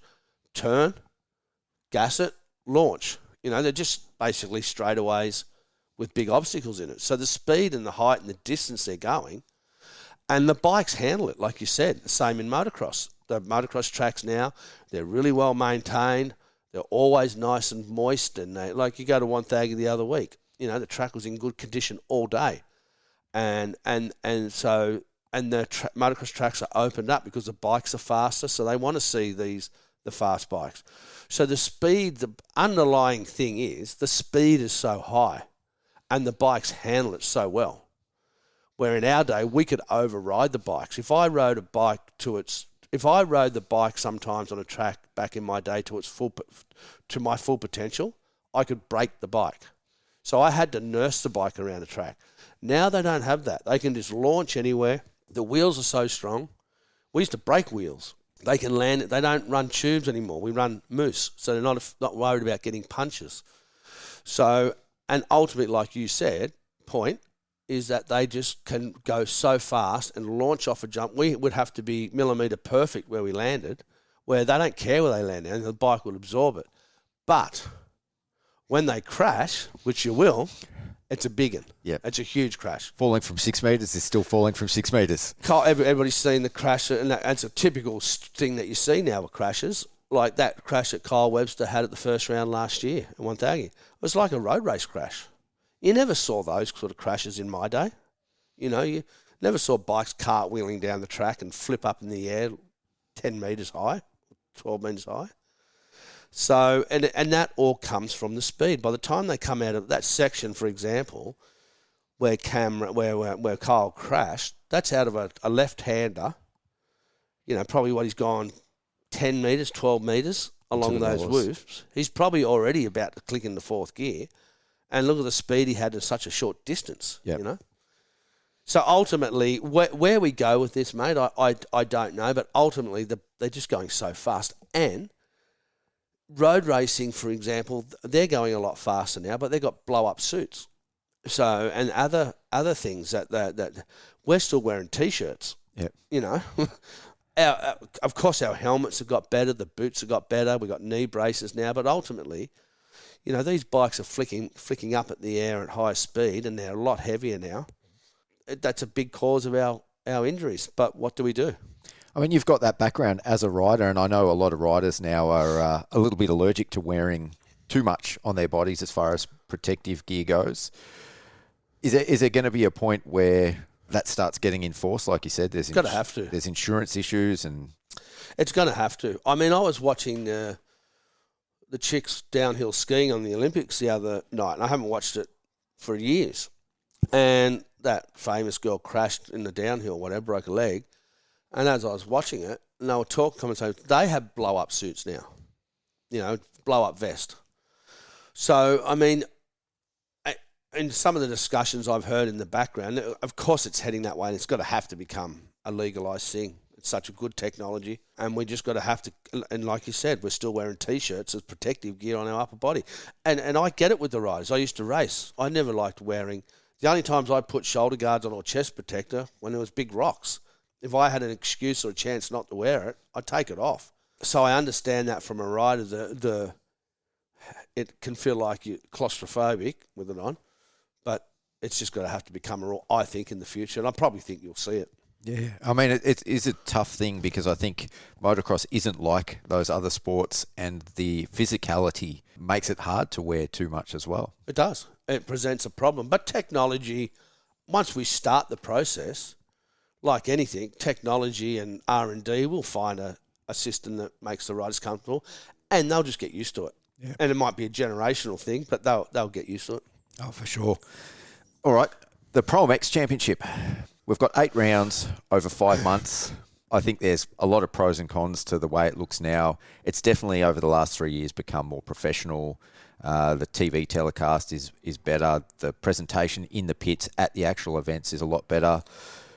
But it's quite a unique championship in that there is so few rounds spread over such a large amount of time. What's your thoughts today on the Australian Motocross Championship and where it's at and how it's sort of progressing? Fantastic. Really is. I mean, Kevin Williams did a great job MX Nationals when he had it, but it seemed to just have its day in the end. And COVID didn't help. That sort of was the catalyst to him taking off.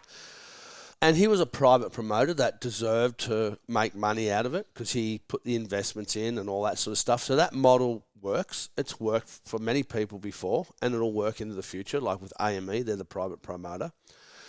But what I think has happened, much to my surprise, and I didn't see it coming, we were heavily involved in the start of the new series once Kevin left with Motorcycling Australia. And the day Peter Doyle, actually, from Motorcycling Australia said, well, why doesn't MA run it? And I went, that's an interesting model. And as we got talking about it more, because that Motorcycling Australia is a not-for-profit company, the money that comes into that ecosystem stays in the ecosystem. So they're putting money back. And again, I'm not saying Kevin Williams shouldn't have took money at it because he put his balls on the line. He had to do that. Of course. But with Motorcycling Australia running it, and they've got a good little group of people doing it, and we all help, we all assist in our own little way. That money gets generated. It comes into the sport. It feeds itself. You know, we've got television now. We've got a great television package with the series, and that's just getting better and better every year. Like I said earlier, the partners of Motorcycling Australia or the Pro MX series that come in, their theory and their philosophy, they've opened it up a lot more. You know, the media. It used to be a closed media back when Kevin did it. You know, you had to get all your media stuff through one person. Now it's an open media policy. Everybody can come in and shoot and film and do what they need to do. People are encouraged to come in and put up tents and display their knee braces and do all that stuff. And what that does, it adds colour and excitement to the event. And I have people that have come back to the motocross, or people go to the motocross now, and they say, when you get there, it feels like something big. It's got a lot of colour. It's got a lot of atmosphere.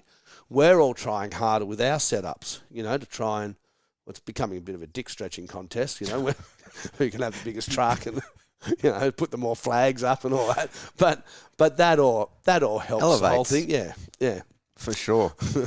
Like Luke Clout during the Supercross last year referred to the Pro MX as, the riders as professional practices.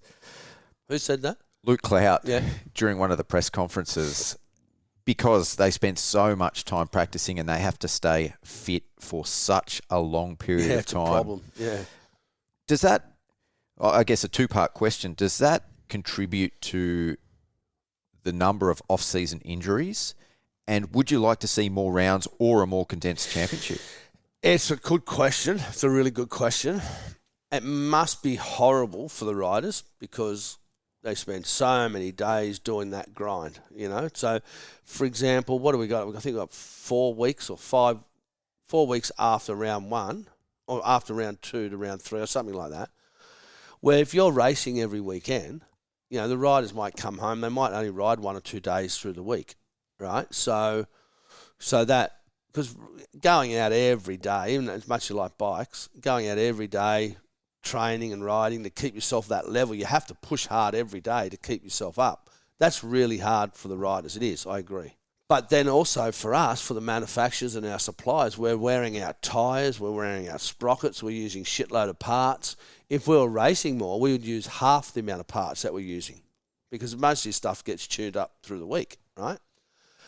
But then, if we have more races, then more travel costs, more flights, more fuel.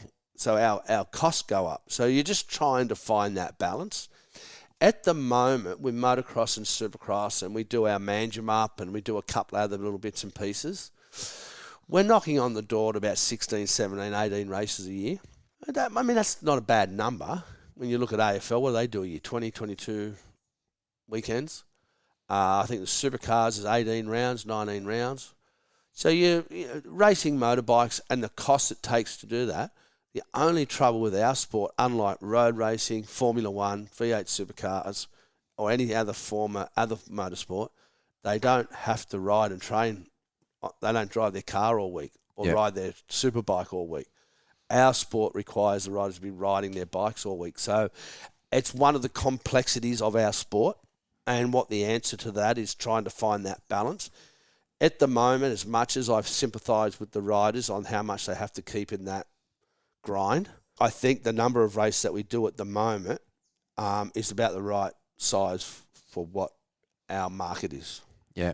Do you think it hinders rider development? Certainly, once you start getting down from the top 5 or 6 that are actually getting paid to ride and train throughout the year, obviously it becomes harder and harder to be able to keep up. And I guess, has that created a bit of a disparity between the tip of the spear and then everyone else? You'd think it would, wouldn't you?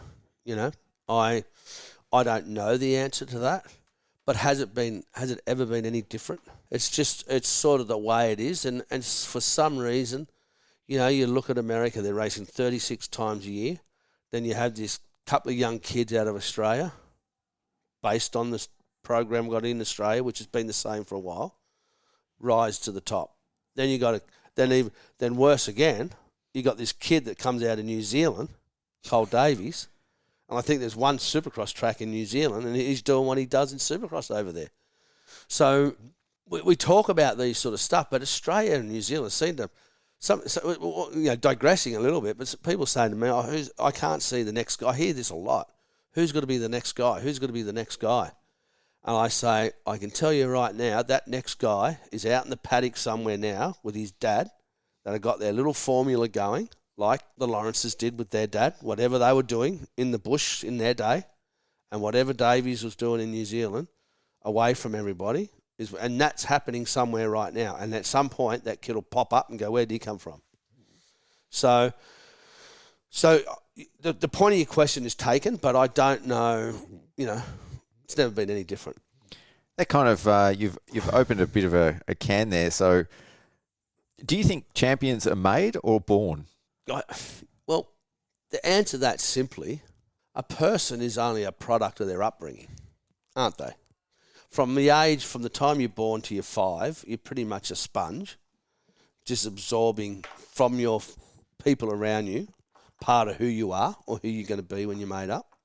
So if you're brought up in a dysfunctional background from the age of born to 5, you're probably going to have some issues growing up, but that doesn't mean you can't work your way out of those. Then after 5, and I think then you start to develop that, whatever the head holder of the house is. That's a big influence of who you got to be. And, you can see with the Lawrences, Daz of their dad, you can see by now, they obviously got brought up with a guy that knew what he was doing. He has obviously a clear, he'd probably say, I like Darryl, I've spoken to him quite a lot, he's a nice guy. And he'd probably say he's not the perfect father in the world, but he's obviously doing a fantastic job. He's obviously did something very, very good and has a very stable family unit, you can tell. And he did something with those kids that has been very, very influential and positive, So that doesn't mean he's the only one in the world there. There's probably other dads around doing similar things now that we're not even knowing, So are champions born? I don't know. I don't know, but I think they're very influenced by their early ages on the way they've been brought up. Well, I guess that's a pretty good segue to lead into our third part, where we're going to talk about your career and some of your championships. But before we finish up here, I just wanted to ask you on that note, do you see any Australian riders or domestic riders here that have the potential to be that next big thing? Is there anyone on your radar? At the moment, in Australia, not that I can see, but we're about to start a new season. Like I said, they just pop up out of the blue. You know, there might be someone out there special at the moment. And, you know, no, I can't see anybody off the cuff, but it seems like in America, if you call him Australian, Cole Davies, we always claim New Zealanders. 100%. Yeah. But I remember Ben Townley, I remember him coming up to me a few years ago when I first started doing the World Supercross thing, and he said, I got this really young kid in New Zealand. He's only 16 or 15 or whatever his age was. You put him on. I said, oh, Ben, Kiwi Supercross guy at that age doing the World Supercross. Goes, no, Dack, I know this kid. And I went, yeah, sorry, mate. And I actually didn't take on what he was singing. He was talking about Cole Davies. Yeah. So, yeah. Have you seen Blake Bohannon? No. No, he's 85 big wheel now. He won the Supercross last year. Oh, yeah, of course. Yeah, yeah. Little Yamaha kid. Won the 65s the year before. He seems to be, and it's his first year on the big wheel. Yeah, well, that's what I'm saying. That you see all this, you see all these kids, and you know, and you say that when I say yes, there are those kids coming through, but are they that golden one? You just don't know. Yeah, you don't know. Yeah, there's a big step off, I think, between juniors and seniors. Correct. There's a lot of potential in some of the juniors, but whether they can make it, where it goes, that's right. And then they get to that point, don't they, when they're 16 and girls come involved and they get a license in their car and then they're not making any money, but they might get a job and now they're starting to make some money and they go, okay, which way am I going to go? You get to that point, don't you, where, okay, there's the fork in the road. Yeah, you got to pick a direction. Correct. You had quite the stellar career as a racer. So tell me, how did it start? What were your early influences? And how did you get into the sport of motocross? We were brought up in Cronulla, in Sydney, on the southern beaches of Sydney. And I was always an active kid. I was in the nippers and I was surfing and all that sort of stuff. And then I think it was 6 or 7 or 8 years of age, we moved to the western suburbs. And one day, my dad and I were driving along the Great Western Highway in Sydney, and there was in a paddock, on a Saturday, there was these motorbikes, QA50 Hondas, doing just, like, you can go there and hire them. You just pay $5 for an hour and just go around in circles. So that became a thing we did every Saturday. And after a period of time, I wanted a bike. So my dad said, if you save up half the money for the price of that bike, I think only like $500 at the time. And so I got a paper run, and I remember collecting all the money. I didn't tell him. And I used to go shooting with my dad, so I used to collect his empty shotgun pellets. Yep. And I remember the money that I had, coins, and I used to put them in these shotgun pellets and hide them in my drawer so my brother and sister didn't steal it. And then I used to count it all the time. And I finally got to half the amount of the money, and I walked out one day with this armful of shotgun pellets and threw it on the coffee table and said to Dad, count that. And it was half the money. He took me straight down and bought a QA50. So it all started like that. When you first started riding, was it like an instant obsession, or was it just something that was sort of a side thing? Well, it must have been. You got into it? It must have been, because I remember the day I got the QA50 on Christmas Day. I remember each year it was my mother's family. It was alternative years, different houses. This year it was at our house. And when I got the QA50, from the time I woke up, I was just doing circles in the backyard. Just by lunchtime, there was a track in the backyard. And my mum said, stop, enough, no more noise, we're just going to sit down and have lunch, yada, yada, yada. So I turned it off, had my lunch, ran back out there, and because I wasn't allowed to start it, I pushed it around in circles for an hour until I was allowed to start it again. So it must have been an obsession. And what I remember, because where we grew up was a sort of a housing commission area, and it was all the land was getting developed. So I could come home from school and get on my bike out the back gate and ride in the paddocks. And what I remember, and anybody that rides motorbikes now knows what I'm about to say, I just remember the feeling of freedom. That's what I remember. And I remember the feeling when I used to get home after a road, how relaxed and how great you felt. In fact, when I was being a bugger to my sister and causing trouble with my siblings, my mum used to say, Craig, go and get on your bike and go for a ride, because I'd come back a different person. So I guess that's how initially I fell in love with it. Probably the same as everybody else. But what I have always had, I've always had a very strong constitution. Like when I used to train really hard, and I used to like to push to the limit with everything I did. When I was a kid, a tree outside the church that my family was going to a baptism to, I'd climb the tree right up to the top. Or we'd go to the Nepean River and I'd climb as high up the tree as I could, to jump off the highest point into the river. So I always had this extreme nature that would push, I'd walk right up to the edge of the cliff, but I wouldn't jump, but I'd be happy to walk up to the edge.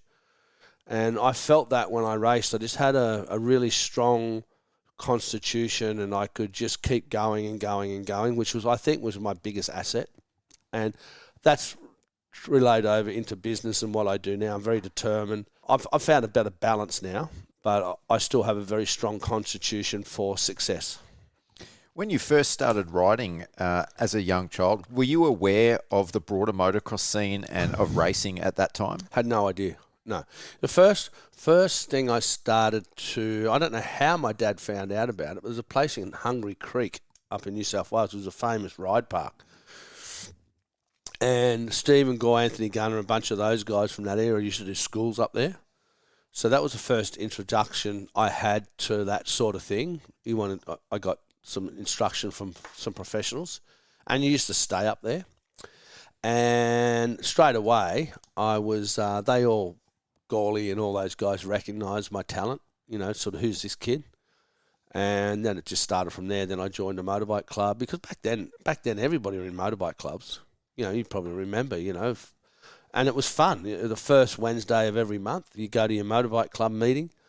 They used to have, the Castrol movies there, and you watch motocross movies, and you'd hang out and have fun. And then they have working bees at track. So it became, back then, motorcycling was you're a clubby, and you're part of that club, and it had a real nice atmosphere, family feeling. And then I just kept getting noticed, and it just. So, at what age did the focus shift to the racing side? It wasn't until, New South Wales had different laws. You weren't allowed to race in New South Wales till you were 16. Oh, wow. So I never started racing till I was 16. However, they used to have these gymkhana clubs up in New South Wales where you go and do. And in fact, I think those gymkhana clubs are actually a really good thing. You couldn't race, but you'd do things like the slow race, and you do the clover, and you do all these specialised little wheelie competitions. So it built up a lot of skill. So then once I turned 16, obviously I couldn't get to the track quick enough, and it just took off.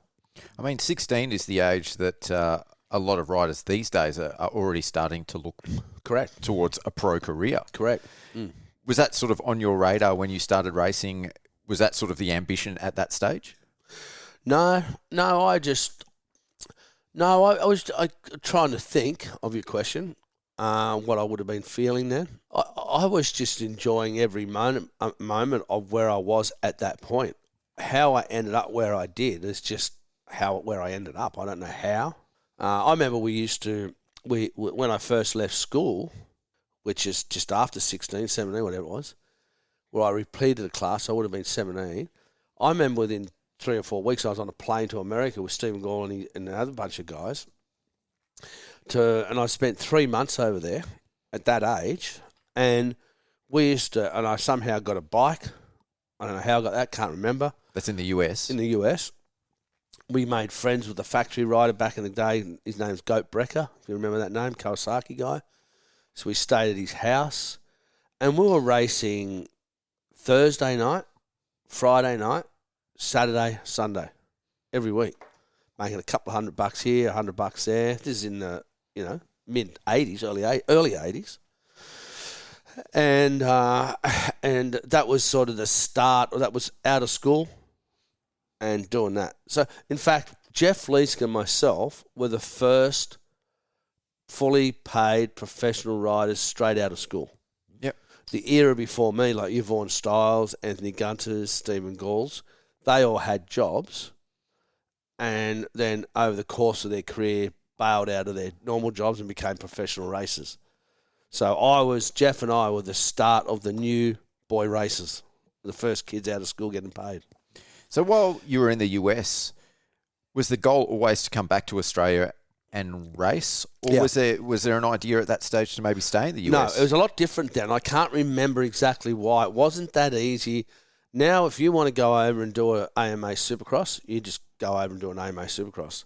But back then, it was very difficult to do. There was some weird, funky, clunky licensing thing going on.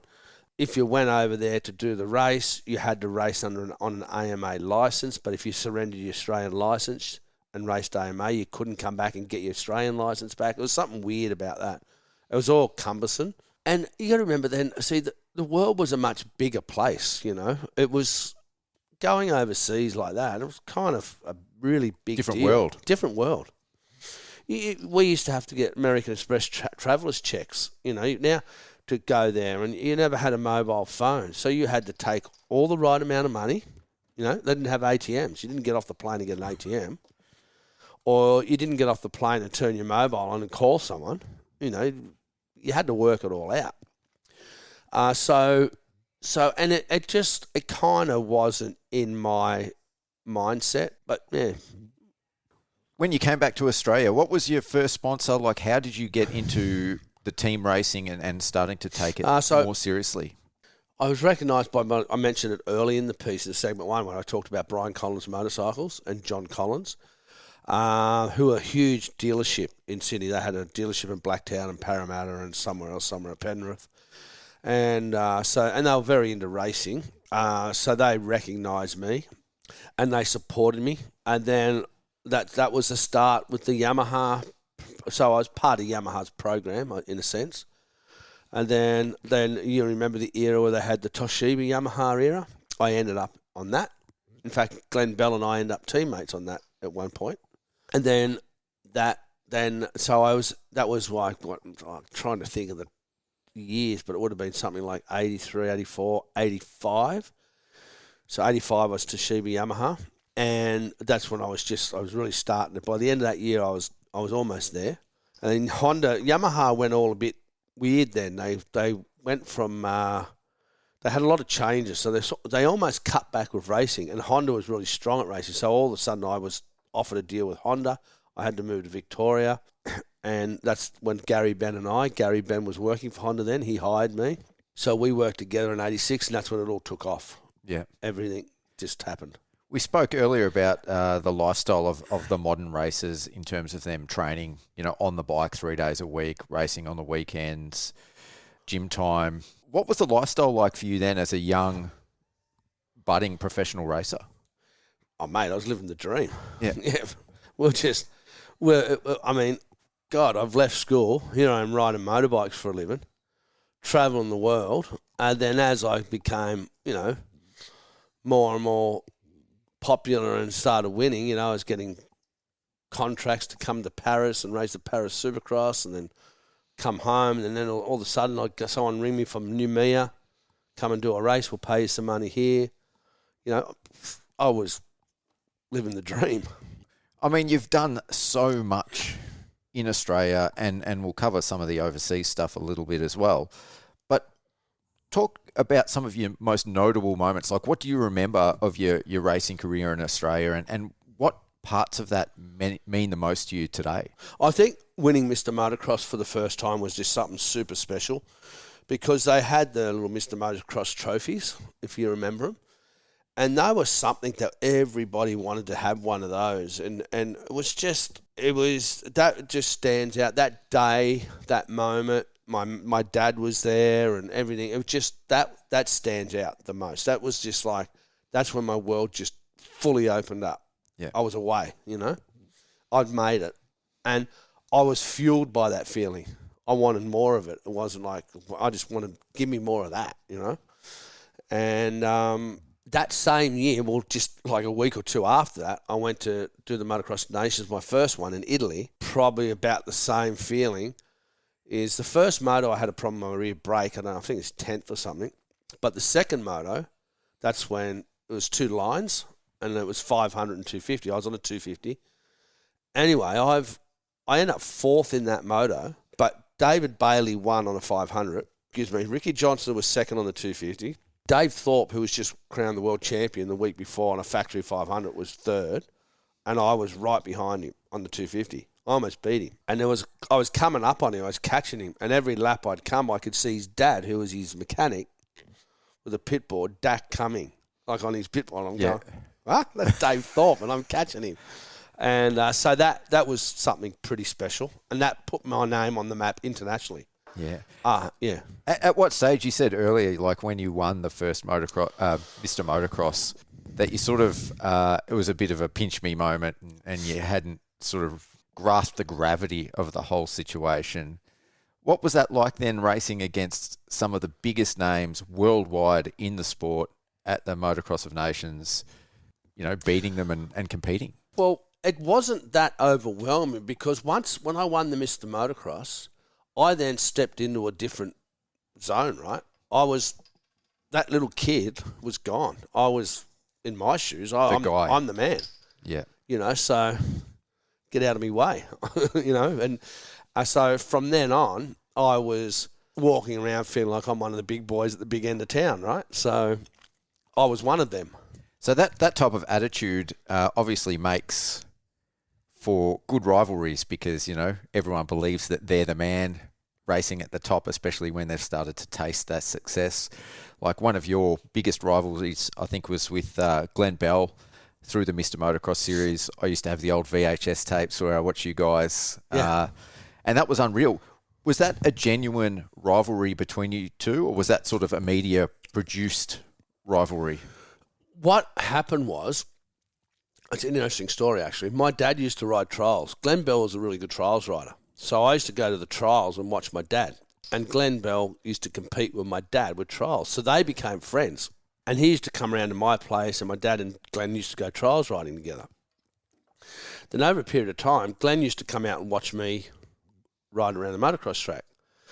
Then Glenn started getting into motocross and we used to start riding together. And we were friends. He had a license. I didn't have a license then, so I used to go with him. We used to travel around and go to motocross tracks and ride and all that. But because he had the skills of trials rider, and he's a skillful rider, obviously, within a couple of years or less, he started becoming pretty competitive. But he was pretty smart. He was everything I did. He was following me everywhere. He was chasing me around all these tracks because of his friendship with my dad and all that. And then we became friends, me and him. Anyway, so once there was, and it was nothing unsaid, and we've spoken about it now, Glenn and I, and we're actually, because he comes to a lot of the races now, a period of time there he was, and he's raising a young family, but we're still really close now. It's like, it's a really, actually, digressing a little bit, it's a really nice feeling that after you have this professional career with people like Leask and Bell and whoever, David Armstrong and James Deacon, and at the time they were like your enemies. We would come together at certain promotions or certain functions and talk and have fun, but back then it was a different vibe to now. You never spoke to them. You'd give them dirty looks and all that. You know, it was just like about to go out to fight. But then when Glenn started to get pretty fast, I went, well, screw this. I'm not going to let him follow me anymore. I'm not going to teach him anything. So we went our own ways, and we hardly ever spoke. But as I said, we still. If we were at a hotel and end up in the lift together, we would talk awkwardly. But then after a period of time, it's what my point I'm about to make. Once you retire and all those years go under the bridge, it's a really nice respect you have for one another. When I see Jeff now or see Glenn, it's a real underlying respect that, man, deep in the back of your head, you go, man, how good were those days, you know? Yeah. What are your thoughts then on the culture today? And I'll just digress a little bit. We see it in the US and obviously closer to home with Jed and Kyle training together. They're really good mates off the track. Like, what are your thoughts in terms of how that impacts their racing? Does it impact their racing? And is that something that you're an advocate for or you have an opinion on? I don't like it. When I say I don't like it, it's something doing this job over 30 years. I've had to morph over time into what worked back in 1992 doesn't actually work now. You know, we were still from the school of hard knocks, and as societies develop, you're getting more and more this woke moment happening. So, there was a period of time there where I could grab a rider by the scruff of the neck and give them the footy coach talk and kill, kill, kill, and they would respond to that because that's how their dads were. But now, this modern era, you can't talk like that. It's a different way. So when I say I don't like it, that's just something I have to live with and accept. But I still think that if you're going out to battle in motocross, when I say battle in motocross, it is a battle. Yeah, more mental, correct. But it's a physical battle. You go through a turn and you dab your foot in the ground, and your foot gets flicked up and you hit your knee under the handlebar. That's pain you're carrying around for 2 laps. And you land off a jump and your ankle goes under the foot pegs. You over jump a jump and you land in a big hole and you bottom out your forks and you jar your wrists for a few seconds. Then the next minute you're coming out of a turn up a straightaway and a huge rock off Webster's back wheel comes and hits you right in the collarbone or on the end of the finger. It's a fight. It's a brutal street fight for 30 minutes.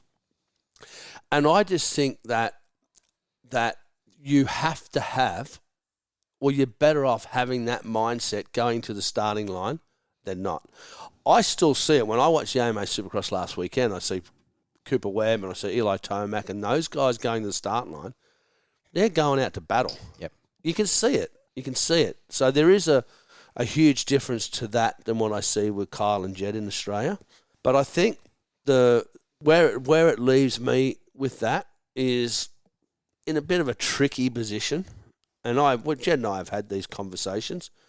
And I think last year Jed was still finding his way. And by about Canberra or Manjimup last year, Jed really found his way. So I think Jed himself found out last year what he needs to do, and we'll see this year if he applies that.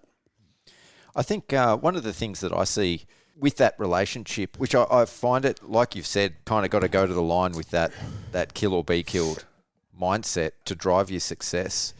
And it's a concern I've seen, played out in other sports, is if you're training together and there's a dynamic at training, so one rider is always better at training, does that make the person who isn't better at training, like better on the training rides, give up quicker because they think, well, he's beat me 3 times this week on the track? So, yeah, from a mentality point of view and a psychology point of view, do you sort of speak to the riders on the line to try to counter that, or you just let them do their own thing? Not once they get to the starting line. I might... on the starting line, once they get down to the waiting zone, I'm very careful and selective what I say. I might see something like they're watering the 3rd turn over there, and I might go, "Hey Jed, just be a bit careful over there.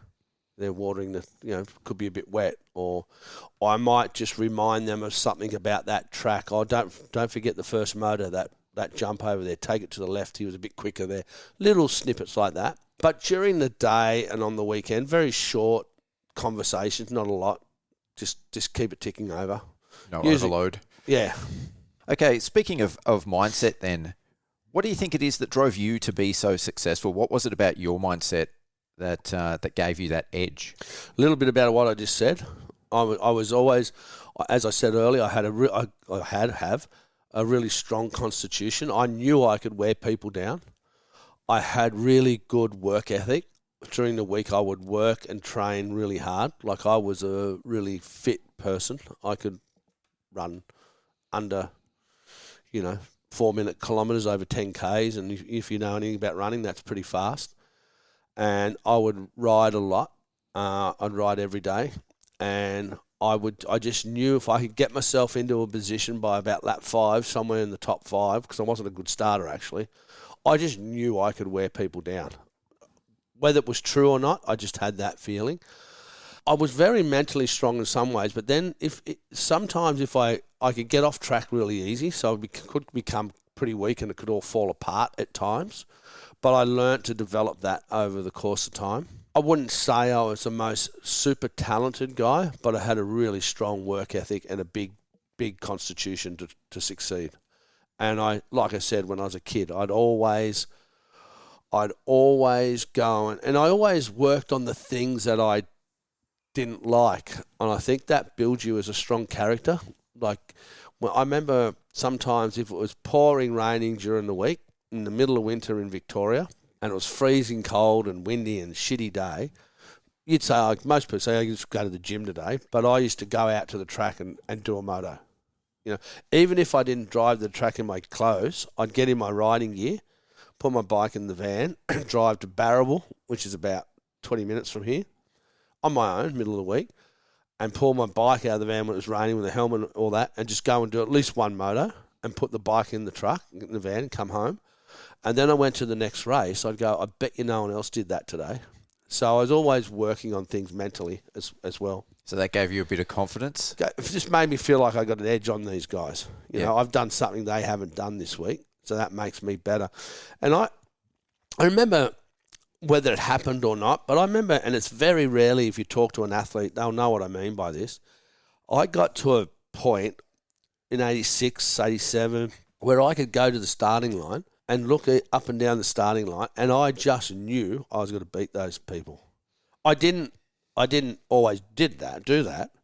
I did a lot, but not always. But I just had that inner confidence. But other times, as an athlete, you go to the starting line, and you're trying to make yourself believe that. Come on, you've got to do this. You want to win. Come on, do this. But when you actually go there with that absolute inner belief, and it comes from here, not your head, that's pretty cool. Oh, 100%. So what was your driver? Was it the success? Was it the glory? Was it the money? Was it... Unfortunately, it was never the money. Unfortunately, I was driven by the fear of failure. And I think there are two types of athletes. So if you see that athlete in AFL that kicks the ball, makes a goal, and he goes like this to the crowd and waves to the crowd and, give it to me, that's the adulation of success. That's what drives that athlete. But then other athletes like myself, I would go across the finishing line when I won the race and go, thank fuck. It was more almost like a relief more than the adulation. So I was driven by, that was my driving force, the fear of failure. Did that rob you from being able to enjoy some of those championship moments in the time? Yeah, but a really good point. But once I went over, that was the driving force. And once I went over the finish line, that feeling of relief. But once things settled down, I'd be happy. Like, oh, that was great. So yes and no, but it was just. I personally think that there's many other mechanisms and other bits and pieces that go along with what makes up an athlete. But I think the two underlying driving forces are the adulation of success or the fear of failure. It's just two different driving forces. I don't know which one's better. Probably adulation of success is more better because you enjoy it more. Yeah. When you're working with athletes, do you find yourself having to, and it's probably the right word and the wrong word, but exploit that a little bit, like when you're actually developing your athletes? Gently. Yep. Yeah, gently. Because by the time they come to me, remember I said, they're young bucks, selfish, know-it-all. Full of testosterone. All of that. And so you have to keep working on that relationship with the rider, particularly as I get older, the generational gaps more and more. When in the earlier years, I was similar age. So now there's this generation gap. So what I'm doing now is I'm morphing, myself more away from that and trying to have Alistair and Troy and those younger guys take up a lot of those sort of roles. And I only come in when needed. You had so much success in Australia. You did go over in 1989, I believe, and race the World Championship across Europe. I mean, the pathways weren't necessarily there like they are now, but how come you never took the racing overseas on a more permanent basis? Yeah, I don't know. But I guess I'm pretty conservative, and I was brought up in a very basic family. So I had a try of it in 89, and it was very, very different then. It was like full factory teams, and that's when bikes were full factory. So there was a machinery gap. So, and there wasn't the sort of satellite teams like there are now. There was either the factory teams or big step down. So I was in that big step down, but I held myself quite good. I got, a couple of times 5th overall, and so I was able. At the end of 89, and I've only had, looking back now, I only had 3 or 4 years left in my career. So I was in my 23, 24, something like that. And then I got a phone call from Yamaha Australia, so the Marlborough team back then. And in those days, they lured me back with a really good amount of money and a good opportunity. And I was at that crossroads, I'm going, well, I've got 3 years left. I've got, do I stick it out here for another year or two and see if I can get recognised and get the factory ride? And the odds didn't look great. So I just made that decision and went home. And basically, and I'm really happy with that. I don't have any regrets at all because, look, it's led me into where I am now. I was able to stay in the sport and keep doing what I love, like you said, and still live my life vicariously through the riders. So I still get exactly the same feeling when I get to a race meeting on a Sunday morning as I did when I raced. Same feeling is there. I feel like your career was right in the midst of the explosion of Supercross. How was that for you as a rider to live through that, to experience it? And did you have a sort of favourite, like a preference for motocross or Supercross? I preferred motocross. I still do to this day, actually. I just think I just like the whole man and machine. Supercross is crazy. Even the fans are crazy. It's like the bright lights and everybody goes mad. And I mean, I love Super. Don't take me wrong, but that's my preference. As a rider, I still preferred motocross over Supercross because it was sort of, we had to change our skills. So Supercross was still evolving when I first started riding. So I had to morph into a Supercross guy. But what I did like about Supercross, I was at the start of that whole explosion with the Supercross Masters. Sydney Entertainment Centre, like I mentioned earlier. And because I was the Dack Attack and the guy winning and the new kid on the block and I was being used in all the promotions and, all the hype was around me, and what young kid wouldn't like that, So when doing all those unique races around the country, we're just at the start of something new and special. So we're on the magic carpet. Speaking of the nicknames, I just said to you off air, I wish they would bring some of the nicknames back. Do you think that was part of the appeal of that era that made it explode into the mainstream? Because I feel like today's riders, we don't get to see as much of the personalities. Yeah, I don't know how to answer that. I think my thing was really unique, the Dack Attack thing. And that all happened like a mate of mine, Andrew Clubb, I don't know if you know that name. He's very Journo. famous. Yep. Yeah, journo, reporter, great photographer, good friend of mine. He actually managed me for a little while. There was a magazine, I think it was Revs magazine, if you remember Revs. It was like a newspaper. Mightn't have been that magazine, but I remember he did the title in 1985. Jeff Leask won everything that year, Mr Motocross, and I was on the Honda and I was Yamaha. And I really was on the move. So I broke 2 femurs in 80, 81, 83 in that period. So I lost a few years in racing through that period. So it took, I was behind the 8 ball developing. So I was just starting to come back and Jeff clearly won that championship easily that year, but I was the next kid on the block. And the headline in the Revs magazine that Andrew Clubb wrote was, Leask wins, but look out for the Dack Attack. Or something like that. And that just stuck. So, that I was just lucky I had that. It just had that ring to it. And to your point, having riders or riders' nicknames, they can't be forced, but they just have to happen organically. But I certainly like the idea. I think publicly and promotionally they should build up a rivalry. Yeah. I remember as a kid at the Melbourne Tennis Centre, that was such a big thing with Fast Eddie Warren and Hollywood. Oh, yeah, that's right, all of that. Yeah. Yeah, I forgot, you're right.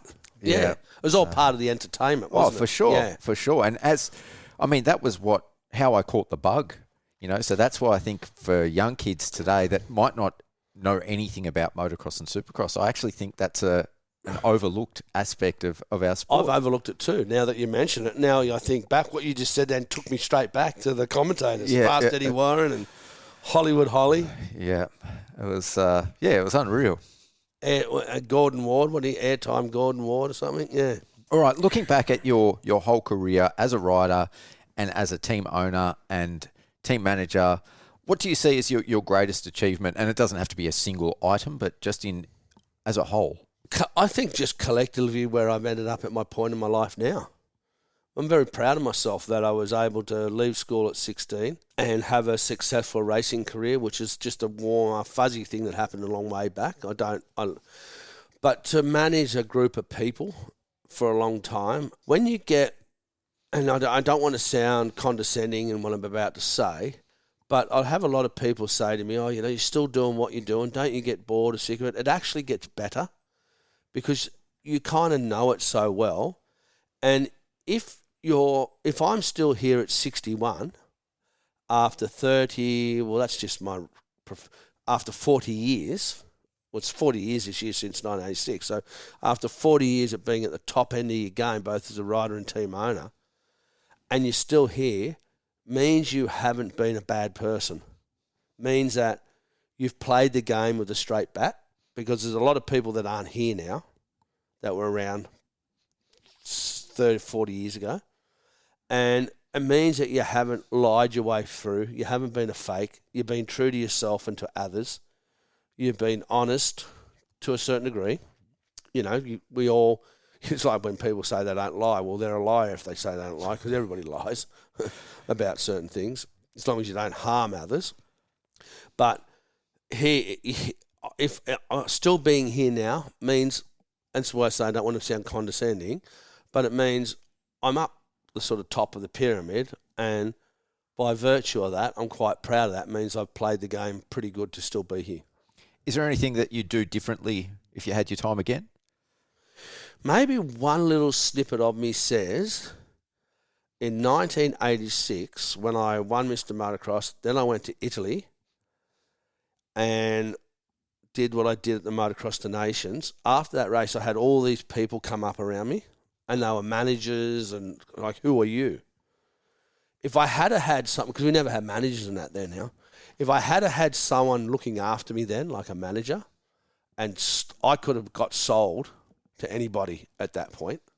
Someone would have, Factory Honda, someone after that year winning Mr Motocross and what I did at the Motocross to Nations, if someone had commercially got hold of me, a team over there would have grabbed me in Europe for sure, or a manufacturer for sure. But I kind of remember saying to whoever it was or someone, oh no, give me one more year. I'll spend one more year in Australia. I had the dream ride with the Factory Honda team at that period. But then once I got back, and late that year, that's when Honda pulled out of racing. So, and it doesn't keep me up at night thinking that, but that's probably one little moment in time. Who knows where I would have went if I had got then sold to a good team. Is there much truth to the talk that potentially between your racing career and the team, you could have gone off and started racing four wheels? I did. Well, I became good friends with Peter Brock. Yep. He used to come to the races and watch me. Then I used to go to some of the supercars, or V8s, whatever it was called then, touring cars, when he was with the Marlboro BMW period. And anyway, so he and I became friends.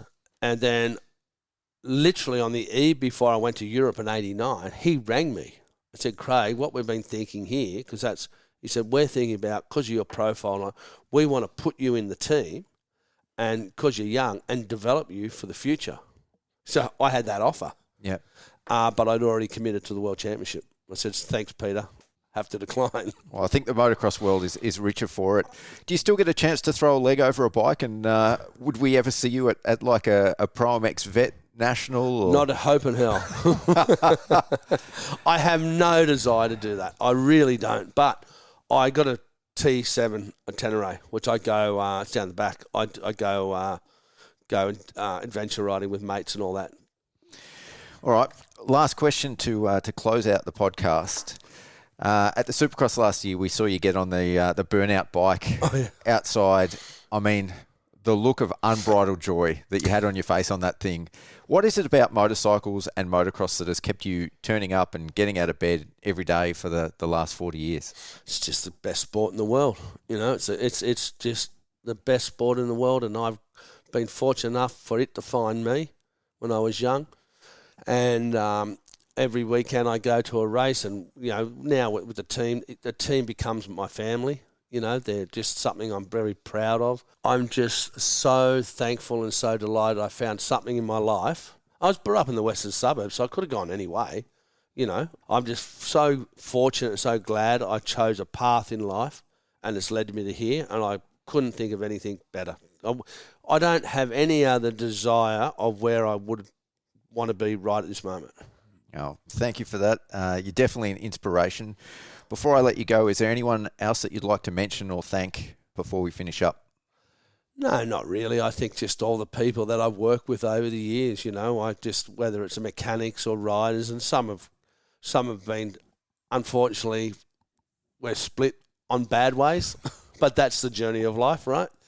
But no, I mentioned a lot of probably the key people in my life in the podcast, but no one stands out. But just I thank everybody. It's been a privilege.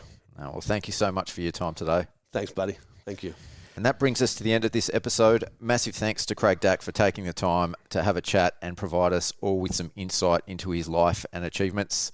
If you like this episode, make sure you give us a positive review on your favourite podcast platform and subscribe so you don't miss out on any of our upcoming shows. And thank you to our partners for this episode: Fastline Suspension, Southeast Pools, Iro Helmets, Ultimate Toy Haulers, and the March sponsor of the Mental for Moto Motocross and Supercross Wall Calendars, Horsham Motorcycle Club. And most of all, thanks to you guys for listening. On behalf of Mental for Moto, I've been your host, Pete Wolf. Until next time, see ya.